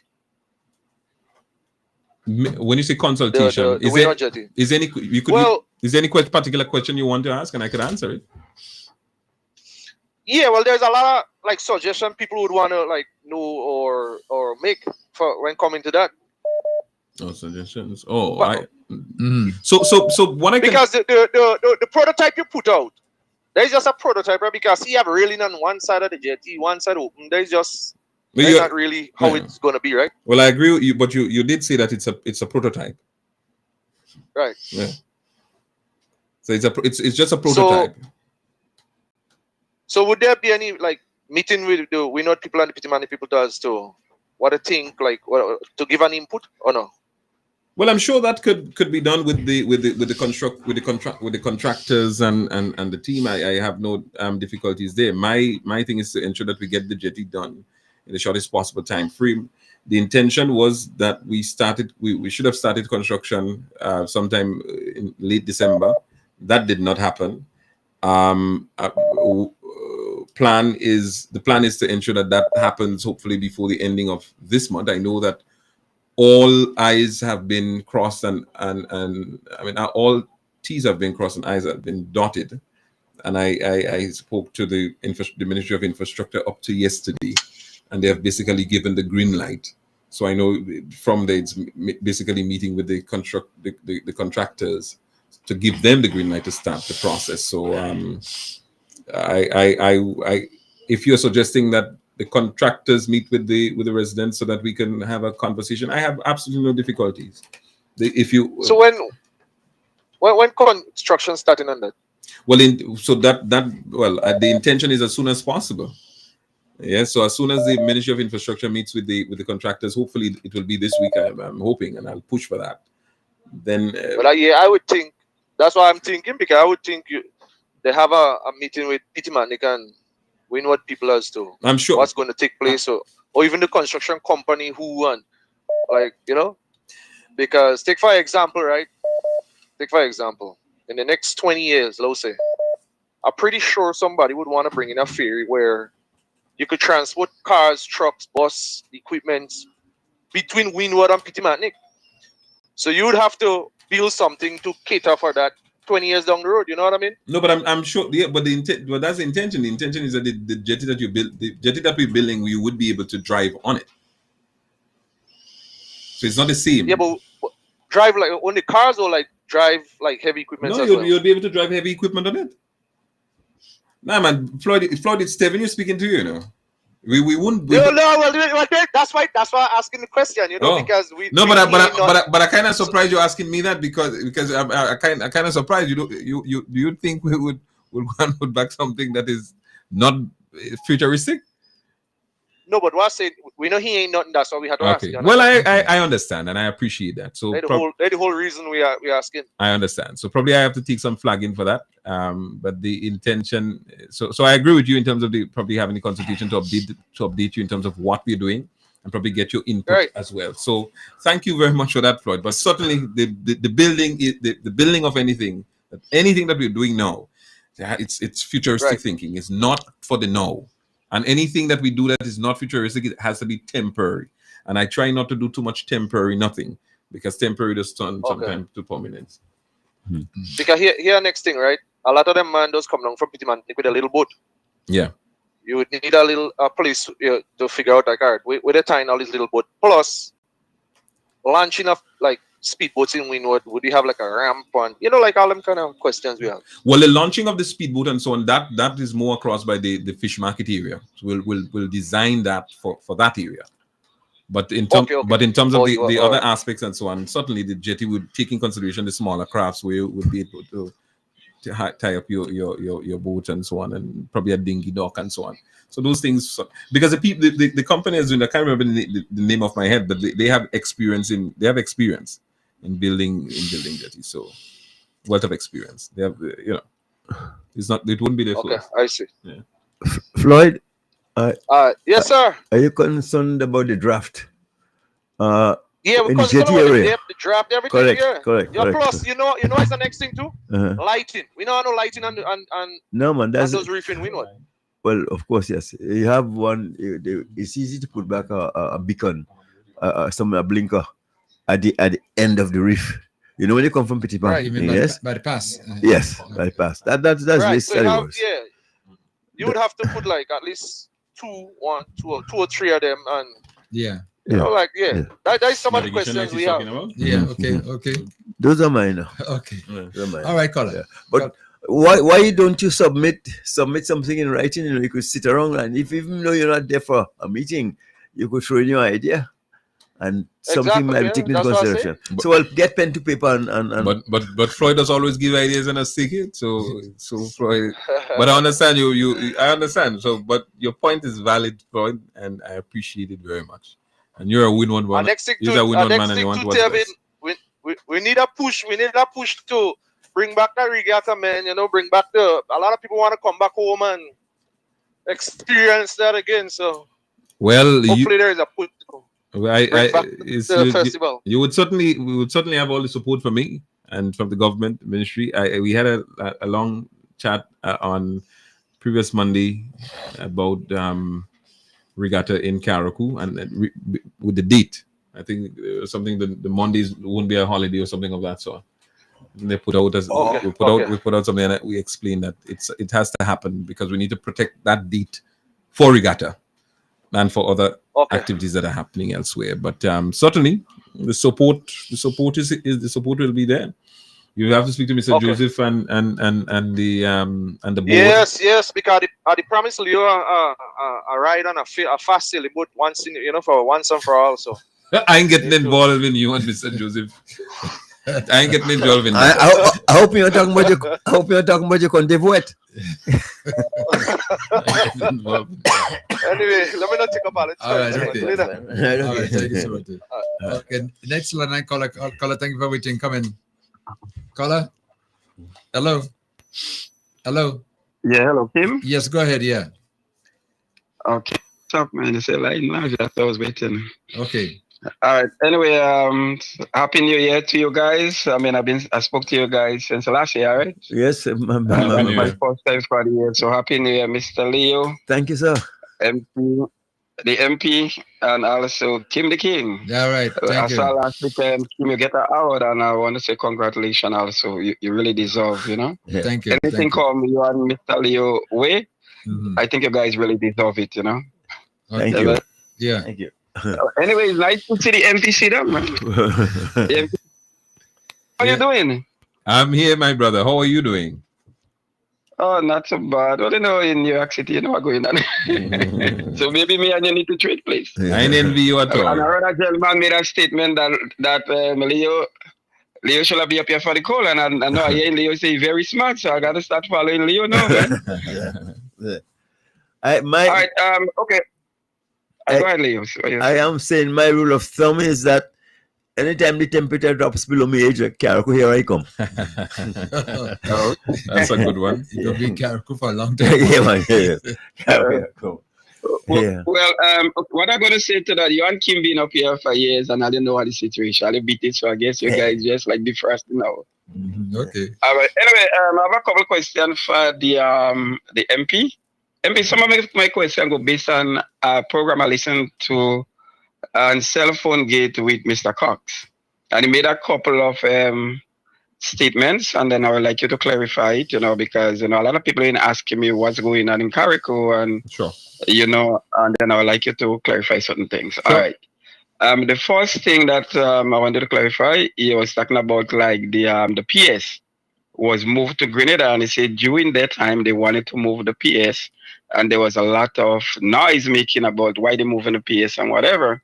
And I know I listen to you also in Parliament where you talk very highly about the PS. So the question will be why the PS was moved to Grenada. And my other question will be Mr. Cox also make allegation that there within the 15,000 that was given for housing, and thing like a lot of people cannot build because the money is not enough, and why starting a project and you cannot finish it, without sufficient funds. That was one of the things too. And also, but, he spoke about like the housing with electricity and thing, but I heard you talk about the electrical company was up there and they plant poles. So then I think that is answered. Now that the reason why, because I know the house and them come like fully equipped with electrical and all these things. And also he mentioned that since the house and them built, nobody had moved into the house. And then he also said there is a water problem. There is no water also in it. He also mentioned about the people from Trinidad that came. I think the hand that feed something like that. All right, something like that. That built the house and thing. And he said it's that since that Petite Martinique was damaged so bad, and no houses was given to Petite Martinique, and he don't understand how comes that Carriacou get houses and that Petite Martinique didn't get house, and the people is very disgruntled about what's going on. It's like just some people people who get in things is only your supporters. So then I would like you to clarify like stuff like that, because when people hearing things like that, it's not really looking good on the part.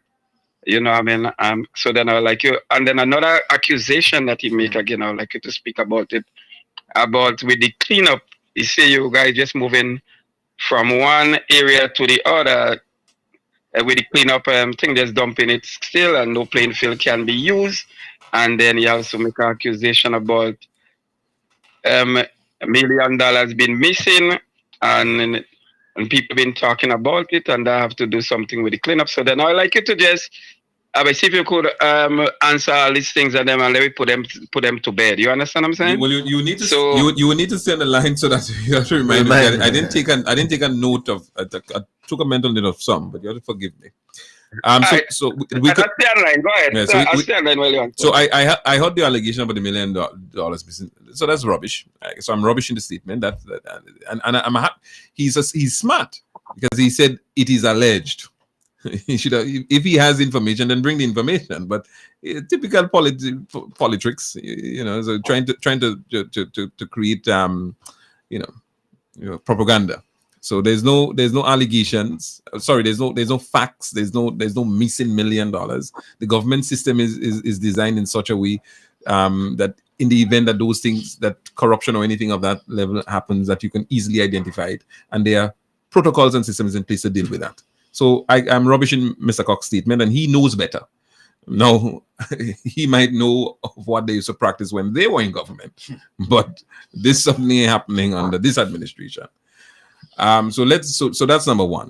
Number two, as it relates to the Petite Martinique situation, I tried explaining it before. The hands that serve came, they went over to Petite Martinique because I wanted half of the homes to go to Petite Martinique and half in Carriacou. When they saw the logistical nightmare, they said, listen, and of course the land is title and so on. They say, listen, we're not getting involved in that. Just we're gonna work with this in Carriacou. And we went around the island, and we there are some places that were identified in Carriacou that also had logistical challenges, and they said no, we can't do it there either. So just take in consideration, it's not a case where we forgot about Petite Martinique or didn't want to go to Petite Martinique, but going to Petite Martinique requires lots more. But certainly we are currently addressing the housing issues up there. Again, rubbishing the talk about only our supporters getting assistance. It's the people of Carriacou and Petite Martinique, regardless of who they support. And I'm getting bashing by people who support me, telling me that it's only the other side that's getting support. So, sometimes I'm very much confused that time. My responsibility as member of parliament and as a leader is to provide the support to people regardless of what is their need, and you provide the support. I made a statement the last time, I won't repeat it, but I said it matters not. It could be even people, it could be even your family members or people that don't support me or don't like me. If there's a need, you fit the criteria, the support has to be given to you. That's what we have to do as leaders. And when there's a disaster, you can't look at face or look at who like you, who don't like you, who support you, the green, the yellow, the pink, the black. You can't look at that. You can't look at face. You give the support. And I challenge Mr. Cox to repeat that again. I didn't hear that part, but I challenge him to repeat that again. And I challenge you and others, the media, come in Carriacou and interview people, and you would hear a completely different story. Yeah. The other point you made about PS Williams and I have a very good working relationship. I heard some rubbish about having to move and so on. I mean, I think one of the only PS that hasn't been moved in a very long time was PS Williams, but all PSs move regularly. They go to various ministries here and there. Even in the previous NDC administration, PS Williams has moved from one ministry to another. So you have that movement of permanent secretary. Ministers have absolutely nothing to do with permanent secretaries moving. That has to do with government system, Public Service Commission, and they make decisions to move here and there whenever times fit to please the best fit in various ministries to help lead government's agendas wherever. So again, rubbish in that statement that he made. I wish that my good friend could use some of the energy and time that he has to actually help with the rebuilding process and the recovery process here on the island of Carriacou and Petite. Instead of all right, Kevin, quick before you go, I know you answering that. I'm okay with your answer so far. Okay. You understand? A quick thing I want to ask you. Mr. Cornwell was talking about the breakwater project in Sotters, all right? Mm-hmm. And he also mentioned that there will be, I think they put in like a jetty, and he mentioned something like boats from Carriacou will able to like make a stop in Sotters. Did you and him have any conversation towards that, or that's a plan that we're making in the planning? I mean, yes, we started the conversation, and it's a project that was approved, and we are all working together for that. Yes, certainly some people go to Grenada, go all the way to St. George's, and have to take a bus to go all the way back up to St. Patrick's, so the countryside. So it's a conversation that that we are having. Closer, St. Patrick's, Sotters is certainly closer to Carriacou than St. George's. So it's a conversation we're having. So yes, I'm aware, and yes, I'm aware of the conversation that he had. My last thing to you, I want to update about the young lady that had the 8 children, I think, in the Dumfries area, and what went on with she. Just a little update on that. Well, I don't have any updates, sir, on that. All right. Anyway, I wish you the best, and then I hope the budget looking good for Carriacou. Also, that will be coming, I think, at the ending of February, March. And Kim and Leo, I wish you guys all the best for 2025. Okay. Thank you. Looking forward to talk to you guys a little more. Yeah. All the best, guys. Same to you and yours. All right. Next caller, come in. Caller, thank you. All the best. Okay. Greetings. Yes. Right. I just want Tevin to remember a big point. That is with Billy Graham's son. Don't forget to reach your family. You know they have a disaster in their family, right? Who? So don't forget to reach them. That's the house. The people who build the house is Billy Graham's son. What is his name? Franklin Graham. Oh, you mean what do you call him? The one that gives the us the water. The Starlink and the water. It's a helicopter. It's a Samaritan Spurs? Yes. Okay, thank you. Don't forget to reach Billy's family, okay? Oh, okay. Thank you. Good, right. good. Thank you very good much. point. Thank you. Yeah, and then the last point is I want to hear about that night landing. That's the crowning matter of the whole thing. You don't matter what you put on the ground, that night landing is the crowning matter, economically, everything. Please pay attention to that, okay? Certainly agree. Right. Last year we spent a lot of money for the equipment. The good thing is that the equipment was not damaged, and some of them wasn't on island as yet. But what was installed wasn't damaged. So it's a matter of putting back up the equipment and doing a testing as a special. I can't remember the name of the testing. I don't have a civil aviation background, so please forgive me. But there's a special plane that has to come to do some kind of testing. So that is what I think it's AVOR or something. Yes, correct. So that's what we are waiting on. And as soon as that is done, then we're going to launch officially the night landing along with our in addition to the name changing. You know the logistics of approach and takeoff and so on, where the beacons should be placed. Mm-hmm. Yes. Well, sir, Leo, you have a big bonus. You have a big bonus for me, you know. The Trinidadians are down there building houses, and you bring the steel band down. They would give you a big steel band for the people. Work on that. Bye bye, bye bye. Okay. Wow. Mr. Minister, you have a lot on the plate. Yeah, I mean, it's we, not just me, it's a team, yeah. so we're working towards getting what we have to do. Mm-hmm. And it's interesting, though, that everything is working side by side. Yeah. You get this one happening here, that happening there, this there, I know. Just a matter of just keeping up with it. True. Mm-hmm. But I hope we give enough thought about Hillsborough in particular. The rebuilding of Hillsborough and what's going to be done, what's acceptable, what's not acceptable, and so on and so forth. Because too long that that there are a lot of buildings in town that were less than desirable, and in some instances, Beryl did do us a favor. So I want us to disappoint Beryl because I might come again. Well, as the minister mentioned, that there's a plan going to be put into action, on paper to design what they would like to see Carriacou, Hillsborough look like maybe 20, 30 years from now, futuristic. And I could tell you, one thing that disappointed me back in 1997, in that a similar plan was done for the development of Hillsborough. And I was part of it. And after it was completed, in about 2000, the late Elvin Nimrod basically just scrapped the planning.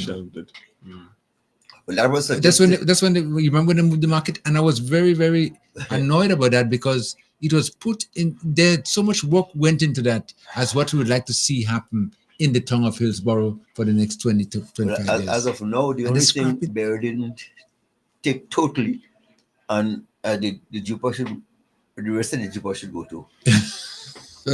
Because I would know seriously about the Jupa that's standing there. There's nothing that you can practically do about it if you're not going to just demolish the whole thing and start over again, if at all. No, yeah. Or that spot be used for something else. Well, when they are when the plans put into motion, it's been worked on now, and when it hopefully it should be ready, if not by the end of this month, certainly by next. And we're going to the business community, especially the residents of Hillsborough, would be involved, and the people of Carriacou will be involved in saying or give their input suggestions, right? And for us to go with that. And I just want people to understand it's not something that's going to happen. All the plans is not going to happen right away. It's going to be done in stages. Right. Yeah. And of course the intention is to come with a bigger holistic plan as well for the island in terms of where we want to go 20 years from now. Caller? Hello, good afternoon. Yes, good afternoon. Yes, go ahead. Good afternoon, Mr. Andrew. Hi, good afternoon. Calling to wish you a happy new year. Thank you. There's two questions I want to ask you. Sure. You said the budget will read at in March. And I think the convention is supposed to be in March as well. So I would like to find out if the convention will be before the reading of the budget, or the reading of the budget will be before the convention. And one more thing, the maintenance gangs in the roads. I would like to find out if the government cannot be rotated, because it have a few gangs is there since Lanekane, since in NMP time, way back in NMP time. And people, the NDC people are calling out and crying out and need little work as well in the gangs in the road. And only one set of people there in the road all the time. So we trying to find out if they cannot be rotated so NDC people can get a blight pertaining to that aspect. Thank you. Okay, thank you. You want to respond to it? Thank you very much, caller, for your comment and of course your question. And thank you very much for the New Year greetings. Happy New Year to you as well. As it relates to the budget, I can't see that really and truly. As I said, Ministry of Finance, Minister of Finance, and the entire team, including cabinet, will make a decision in terms of exactly when. But that's the intention is that late February, early March. as it relates to the devotion, usually or the maintenance gangs, usually it's rotated. I'll ask that you probably be in touch with your member of parliament and your road officer and so on to get more information, and of course if you're interested in being part of the team. Okay. 443-0101, 439, not 439, but 403-0101, and 458-1914.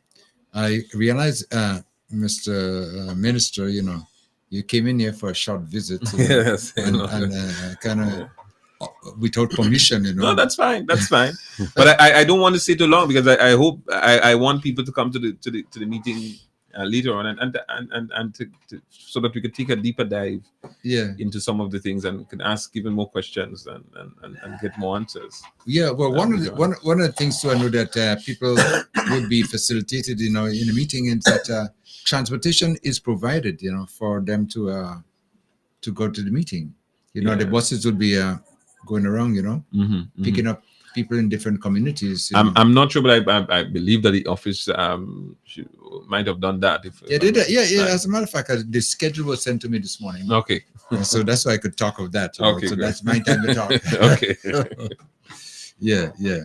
But that's what's going to be taking place. Okay, good. So Beautiful. it's going to make it easier for people to, get to and from, yes. To and from the meeting. Yeah. And I know a lot of people can get to the meeting, but they're worried about how they get back. So you wouldn't have to worry about that. Mm-hmm. Yeah. Okay. And as I said, this is a constituency meeting, general meeting, town hall meeting, and so on. And then we would branch out into the various villages, having village meetings, on the block sessions, to engage people, hear from them, update them, because there's a lot happening and people are not aware. And there's a lot of programs available to assist people, but they're also not aware.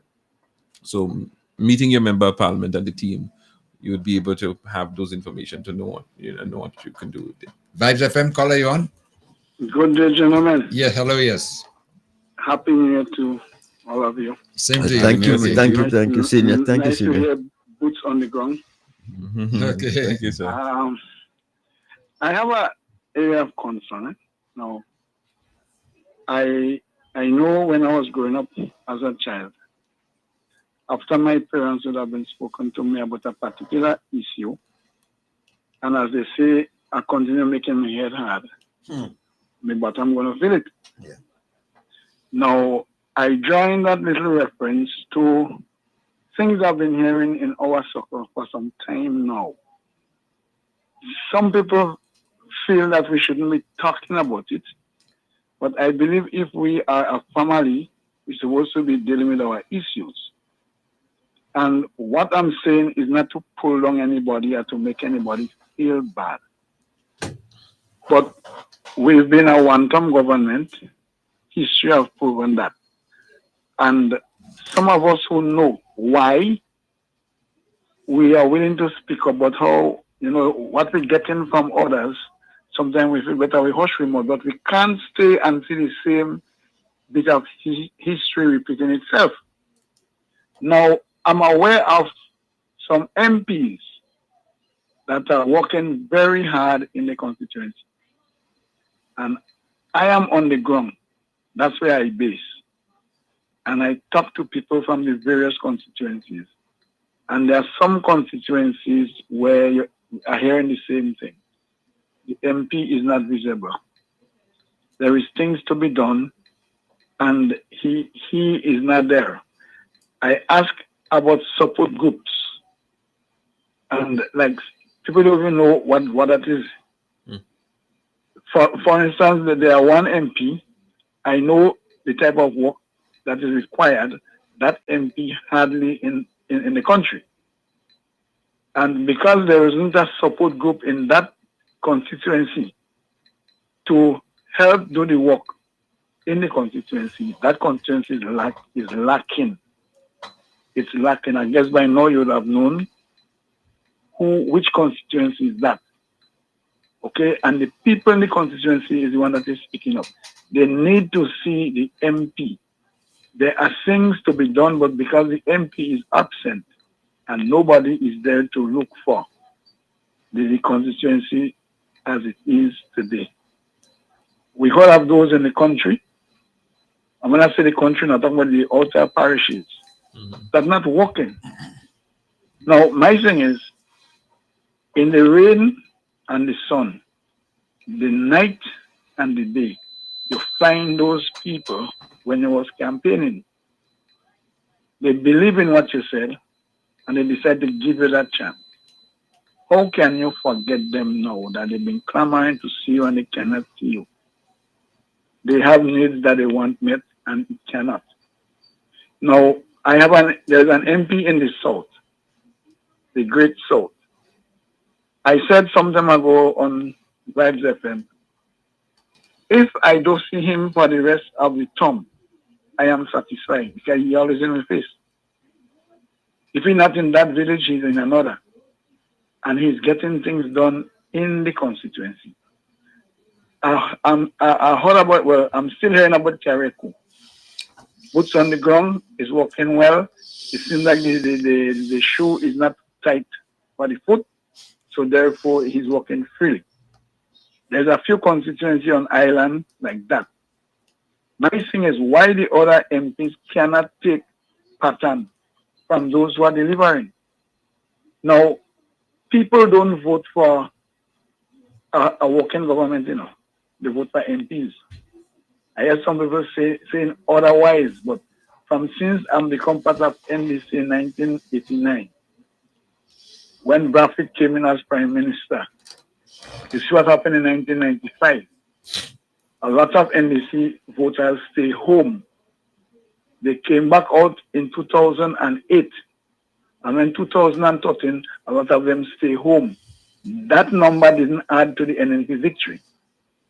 And this is happening among, I want it to happen again. Please. And I said once that there are management in the various ministries that was planted by the past administration to continue their work, whether they're in office or not. And the results I've been hearing is that the NDC is in office, but the NNP in power. When our supporters go to get help, they tell them they're not qualified. But when the NNP supporters go, they are getting it. I will prefer these things being investigated. You can't be feeding the neighbors' children and you're so hungry. You all need to look into that, see if there is any truth in it, and what to be done. I remember in 2008, 2009, with Franca Bonadin as Minister of Education, informed the students at TAMCC and those who going into TAMCC to try to get associate degrees. And my son went there, he got an associate degree. He applied to the ministry. He told me he wanted to teach what he was in.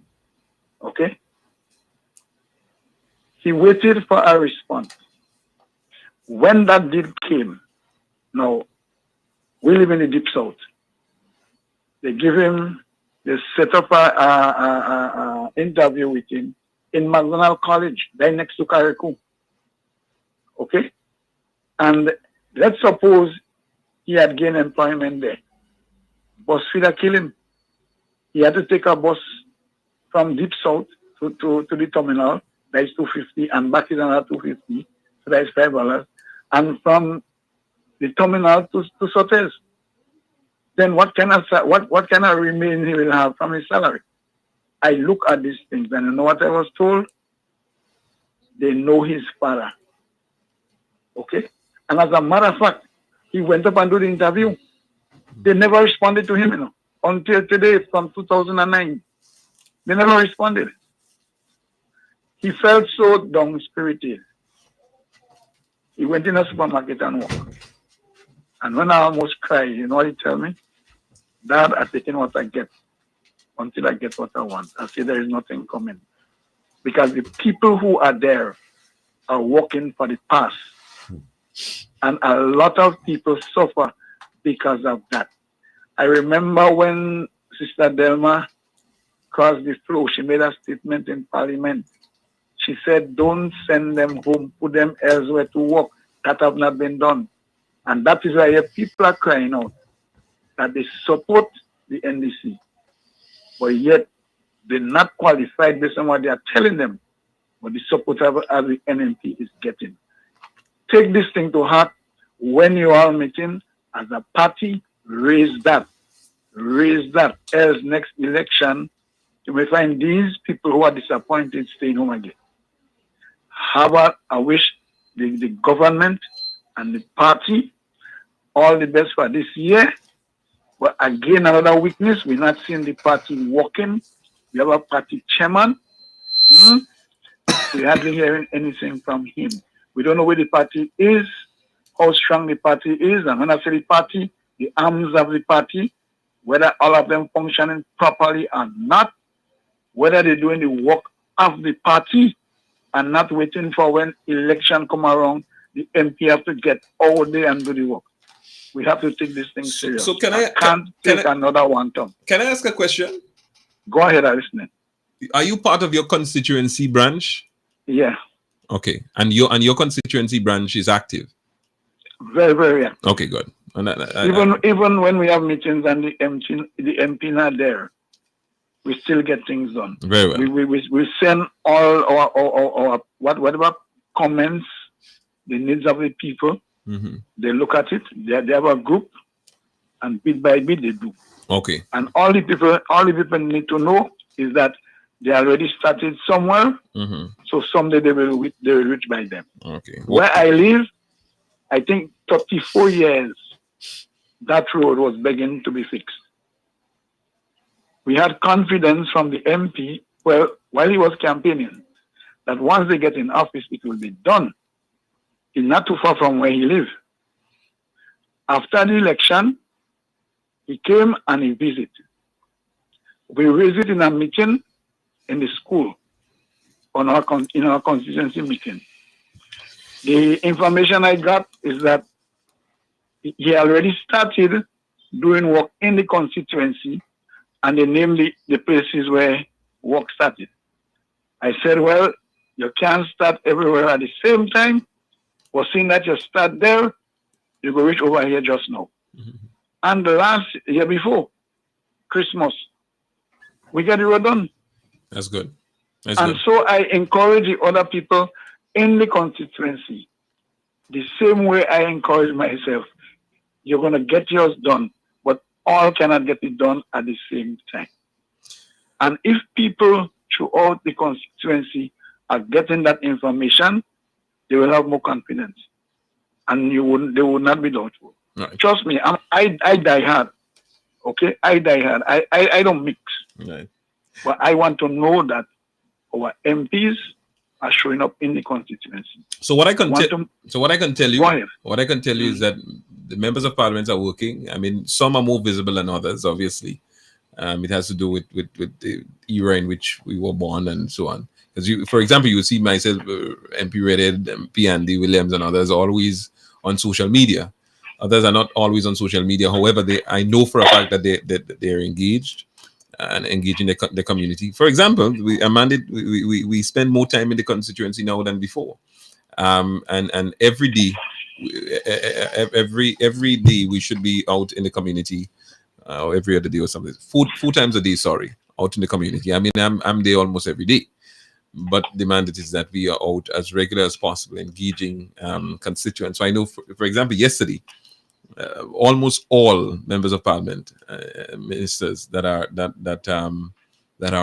in the state were out engaging the constituents. What I can tell you, the party is in a much better place than we were in 2008, 2013, 2018, and even much better place than the last election, because of the information that I have. Of course, I won't divulge into much information, but I can tell you that we're in a much better place. Is there more that as an organization that we can do? Yes, certainly. There's always room for improvement, and there's always more. We could always do more. Members of parliament, ministers, yes, there's certainly more. Certainly, there's more I can do as a caretaker candidate, NDC, the lead or the caretaker candidate here. So there's certainly more that I can do. when I was not the minister and member of parliament and all of that, I had more time on my hands. So therefore, I was able to do more groundwork and all of that. Now that I have added responsibility, the constituency elected me to serve, and they gave me a mandate they gave me a mandate, including the prime minister gave me a mandate as being a minister, and therefore the mandate that you have given me, I said I was going to do X, Y, Z, and therefore I have to ensure that I do it so that I can come back to you and say, listen, I told you if you give me the opportunity to build the jetty, to fix the road, and to help improve this, I've done it. I need your support. So you obviously, if I used to come by you 10, 15 times in the year, when I was not a minister or member of parliament, obviously, me now being a minister and a member of parliament, I wouldn't be able to come to you 10, 15 times, but I may be able to pass by now and again. So we also have to cut. We have to help our members of parliament and ministers as well. But certainly, I believe we all have to do what we have to do. But I also let me just say something here. Now we in the south. I don't know if we're different from others. Now I go to work and I reach back home after 6 in the evening.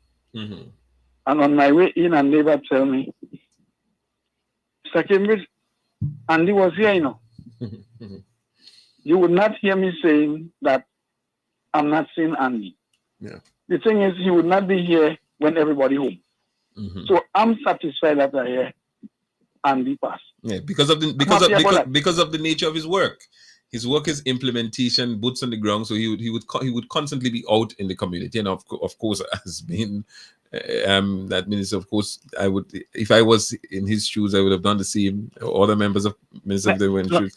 No, I talking about visiting the constituency. They were talking about visiting the constituency. And I understand. I'm saying that as Minister for Implementation, Mobilization, and Transformation, a lot of the projects takes place in his constituency, and certainly Minister Williams is a minister and member of parliament that we should all emulate, and I believe we should all. But so for example, another minister whose responsibility for climate change and renewable energy and so on would have to spend a lot of time negotiating and engaging with our regional and international partners, and wouldn't and don't spend much time on the ground as we expect. So likewise, the Minister for Foreign Affairs, etc. Could I make a suggestion here? You can. Maybe I shouldn't make it on air. Right. So we let it be. But you know what, we have a party convention coming up in the next 2 months. So certainly you could make those recommendations. But what I could tell you is that as of 2025, we should be seeing our members of parliament, ministers on the ground more often. We should be, and if you're not, then we have an issue. But again, the membership of the party would make its decision as to who they want to see represent them when the time comes, because we have to go through that process again. So if as a caretaker candidate, you're not doing what you're supposed to do on the ground, when the time comes for screening, if you didn't do what you're supposed to do as a caretaker candidate, there's certainly no way you will get the support of the party to go and contest an election. So there's a process as well. So and we as members of parliament and reps, we are aware of that. And I don't think the party is foolish enough to put someone that's not working in the interest of the party and mostly in the interest of the people to go and face an election to cause us our victory. So we all have to work. And there'll be mechanisms in place to ensure that. I have to give you a little bit of information, but I might have to send it to Kim. Sure, no problem. Kim could also give you my number. Instead of airing it. Yeah, all right. No problem. No Good. problem. All right, thanks. All the best. Okay, Good. thank you so much. Next caller, come in. Give me 10 indulgence. Just give me 10 seconds. Yes. All right, let me say something to Tevin. I've been listening to the gentleman from St. George's, right? And then I think basically what he's trying to say is that one of the problems that NDC does have is that when people was elected, they elected as MP to represent that certain parish, whatever, all right? And then, okay, let's say, for example, like we have the Minister of Foreign Affairs, and that's the problem in St. Patrick's too, because people in St. Patrick's Day been complaining that not much thing been done. You understand what I'm saying? So I think what have to happen now, they have to realize they was elected by the people as MP. And when people don't see you, they will talk, they'll have a problem. You understand? And then a second thing, before the convention, I would have liked them to have town hall meeting, because one of the stronghold of NDC was town hall meeting. So let them listen to the concern of the people first. So based on how the people feel, that's the way they will be voting if they want that other person, the same person to represent them or somebody else. Thanks again, Kim. All right, thank you so much, Jay. Wow. Honorable Minister. Well, thanks for the comment. I appreciate it. And of course, we're all in this to work in the interest of our people. That's why we get involved. And we're not all the same. Some would have more energy than others. Some have different strategies than others. So as I said, the NDC of yesteryear is not the same as of today. I maintain that position. As again, I'm in a position to know better and know better. Right, okay. I'm in a position where I see the polls. I'm in a position where we meet regularly, and we are data driven and not emotionally driven organization. And so in the past we might have been emotionally driven. Yeah. Now we are data driven, based on the touching the pulse of the people and hearing what they say. That's how we make our decision, our decisions. We did it when the Prime Minister was selected as a new leader, was elected as a new leader, and we continue to do so. So I'm saying, I know we may have our feelings and we may believe that certain things are not happening, but again, I say, and this year, yesterday. So based on what you're saying, the possibility of changes making here and there is most. I ain't commenting on that. I'm saying we have our internal processes, right, and those processes will be followed. If the membership of Carriacou and Petite Martinique don't feel that I am the best person to go up because I am not doing my work, they have the right when the time comes, because I have to put myself up in front of the membership, and that's just one tier. The second tier is that I then have to put myself up before the leadership, the screening committee, and the screening committee will then, of course, have to do the polling, of course, have to do the pulse checking and see whether or not I'm making sense as a candidate. And if it's saying no, then there's no way I'm going to go. So we have our processes that must be followed. So if I am a candidate or I'm a member of parliament and I want to run again, I know that I have to be on the ground doing the political work. If I'm not doing the work, when the time comes for me to face the membership and the screening committee, there's no way I'll be able to get the nod to run. So, I don't know. Yeah. Be it whether you saying that data driven or emotionally driven, there's one truism. One truism that we have to protect the voters, the sense that they must believe in you. Because say for example, this candidate isn't doing what he's supposed to do, and we have to switch candidate. But I'm not saying that. I'm saying that there's a process. Process aside, we know what the process is, yes, but the process may not necessarily get you to where you want to go. Yeah, but Brother Joseph, you have to understand that the political organization have a process. And all political organization, when before the election is called. So, for example, let's look at the PNM and even the PNP that's gearing up for an election this year.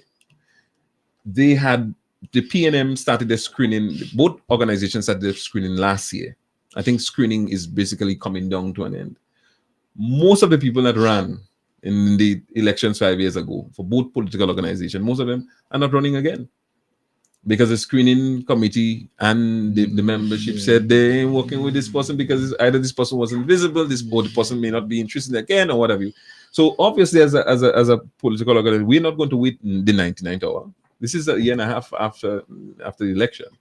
So we might be young, but we're not political babies.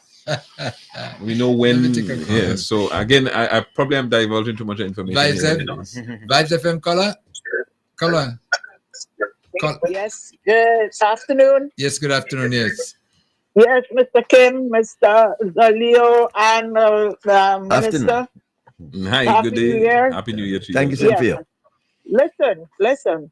That caller from South.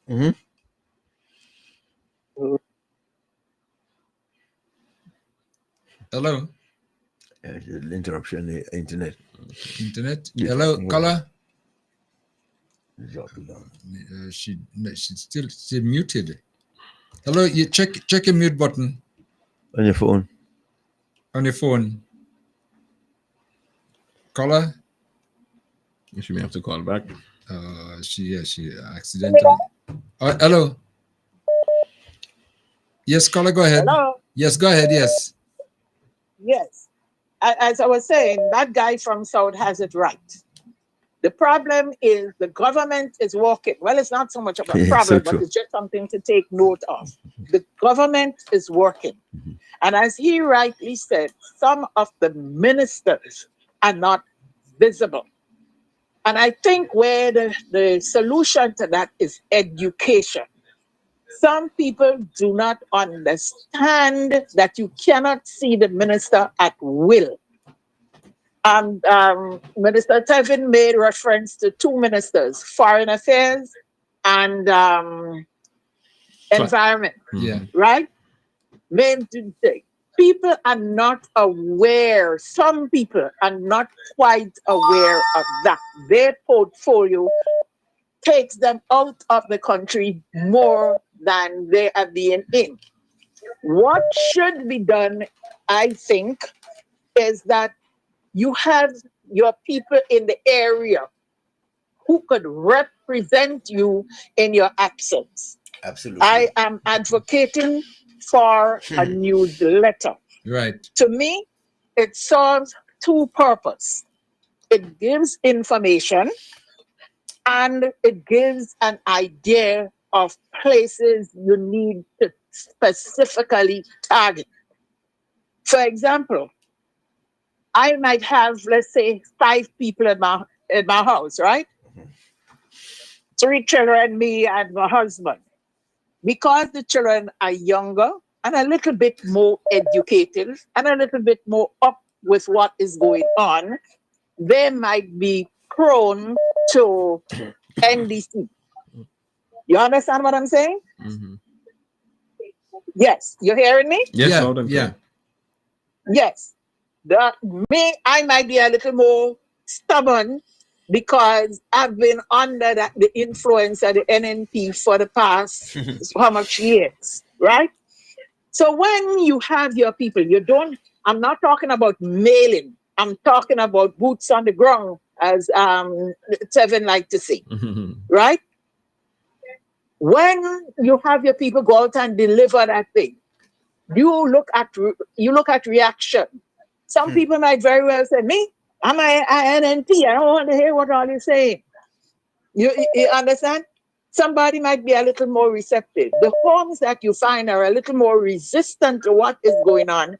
The persons who are doing the distribution, doing the groundwork and the thing, inform the minister, look, you need. Yeah. You understand? Right. So you give more or less priority to where your minister would go. Two things: it will save time, and it will provide him with a better knowledge of what is going on in a specific area. We've grown so accustomed to seeing the minister all the time. And as I say, it's a lack of education. So we need to take that into consideration. During the independence celebration last year, I was speaking to Ron Redhead, Queen's Britain, and a few of them. And I keep telling them that the campaigning has not stopped. It should not stop with the election. And that is where people like me in the villages, you know what I mean? That is our duty to keep our ministers informed of where the weak areas are. You know? Okay. So when you go to visit your constituents, it's not absolutely necessary. Hello. Hello? We lost a caller again. That's obviously All right, okay. Yeah, she ridiculous, seemed to be here. Okay. Let me try to take another caller. Landline caller, Coleman. Hello? Hello? Okay, doke. Let me take another caller. We got a lot of callers backing up here. Okay. Next caller coming now. Hello. Yes, hello. Yes, go ahead. Yes. A point that I think Miss Logan made earlier, that we need, I don't know if I will see it in my lifetime because I'm in my 60s. We need some strategy or the other to bring our people to a state of maturity. We need to mature politically, economically, and otherwise. We have got to stop with the NNP and NDC because all we are doing is continuing a cycle. Or any political party, we continue a cycle, and a cycle that is deteriorating day by day by day. So at some point, we need to get to a state of maturity and understand what life is all about. Thank you. Okay, thank you so much.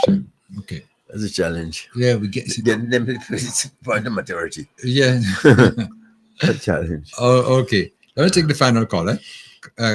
Final call. Vibes FM caller come in. Oh, hi. Good afternoon again. Yeah. This is not about the subject that is going on at the moment. It's just that someone just called me and asked me if I could let you all know that Fitzroy Adams in America has passed away, and a very strong supporter of the NDC.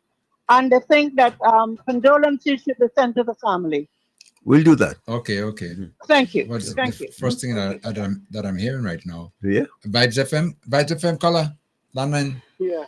I want to say when we had back in the days when we had HBs, we never had that problem about our HBs being in Grenada. We know who we voting for. So I ain't see how Burton could have that problem about trying to explain to our members. We know exactly who we used to vote for. If all Carriacou people know H.A. Blaze is the man. And that's it. We were very proud to have him. And when he come home in Carriacou, he used to stand up outside the house and explain to us what going on in Grenada. And it worked. D. Yeah. Yeah. D. Yeah. Back then, we were always talking about maturity. People are a little bit more politically savvy, but you have a much younger electorate, and not all of them might be that savvy. And remember that in recent times, they were being inculcated with something that is doing nobody no good. That divide and conquer. Us against them. Too much on the ground, right? Well, but that's what it is. and that's been more than 40 years in the making, So we don't have the same electorate. Because I ain't seen them Grenadian politicians is interested in them. What they call the guy, Tito, what they call him. So I can't understand the problem. We different now, we change. You're wrong. Yeah. Good Lord. All right. Yes, okay. Anyway, take it easy. All right. All right. Okay. Well, we got to pause for the cause right about there. Honorable Minister, yeah. Before the minister comes, yeah, the Fitzroy Adams. Yes, yes. He passed. Yes, he passed yesterday. Okay, and now, yeah, he's a good staunch member and good supporter. So condolences to his family is in order. I don't know if the body will be coming here but I think I would say he's going to be coming up for burial. Yeah, okay, sure. Yeah. But for those who didn't know, I think Max Manson, David's brother. Yeah, and Tatin grandson. I know him, and I know he's been a very strong supporter of the administration. Condolences to the family, yeah. Correct. It's sad when they pass, but it's life. That's the way it is, eh? Yeah. Okay, so our condolences once again, Yeah. And once it's coming down here for the funeral, you get the send off, and things like that, yeah. Okay, so Minister, Yeah. Let me thank you so much for stopping by today. It's important that you touch base, with us from time to time and with your constituency. And all I could say is keep the boots on the ground. Thank you. Thank you very much. Thank you. And of course, thanks to your listeners. And I too would join in to express my heartfelt condolences to the family of Comrade Fitzroy. And Fitzroy and I worked tirelessly together for the elections, 2018 and 2000 and the last election. So I know Fitzroy personally. So is that really touched me in more ways than others. But so my sympathies to the family, especially his children and the immediate. So thank you, Mr. Mills. I would certainly keep the public informed and updated. You would certainly be seeing more of me, hearing more from me. And of course, I know that you look forward to budget 2025. Everybody look forward to budget 25, but and I too look forward. So you'll hear some more from us as we continue the rebuilding process of Carriacou and Petite Martinique. Thank you very much. And to remind again, the town hall meeting this afternoon. 5:30 p.m. this evening. Yes. A riser and transportation provided for those in the outside areas. So Certainly. We hope they're going to come and participate. Indeed. Ask questions. Really and truly, it's really and truly. I want to hear more from them than me speaking. So I look forward to the questions. Okay. All right. Take care, sir. Okay. All the best. Solio. Good. All right. Take care. All right. We're going. Well, Solio, we're just about wrapping it up for today. Yes, sir. And it's always a pleasure, with our programs right here on Vibes FM. I know, and I must admit, wherever you are, Comrade Coy, well, we miss you. And it was kind of different not having you here today, but what has to be done has to be done. Yeah, okay. Very good. Greetings to you. So until next time. Okay? Until next time, same time. The views expressed on this program are those of the host and guests and not the views of this radio station. And that will just about wrap up our program for today right here on Vibes FM. Thank you so much, our listeners. Thank you so much who participated.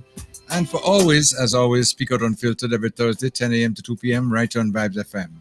I'm your humble servant, yours truly, Kim the King. Once again, it's been a real pleasure.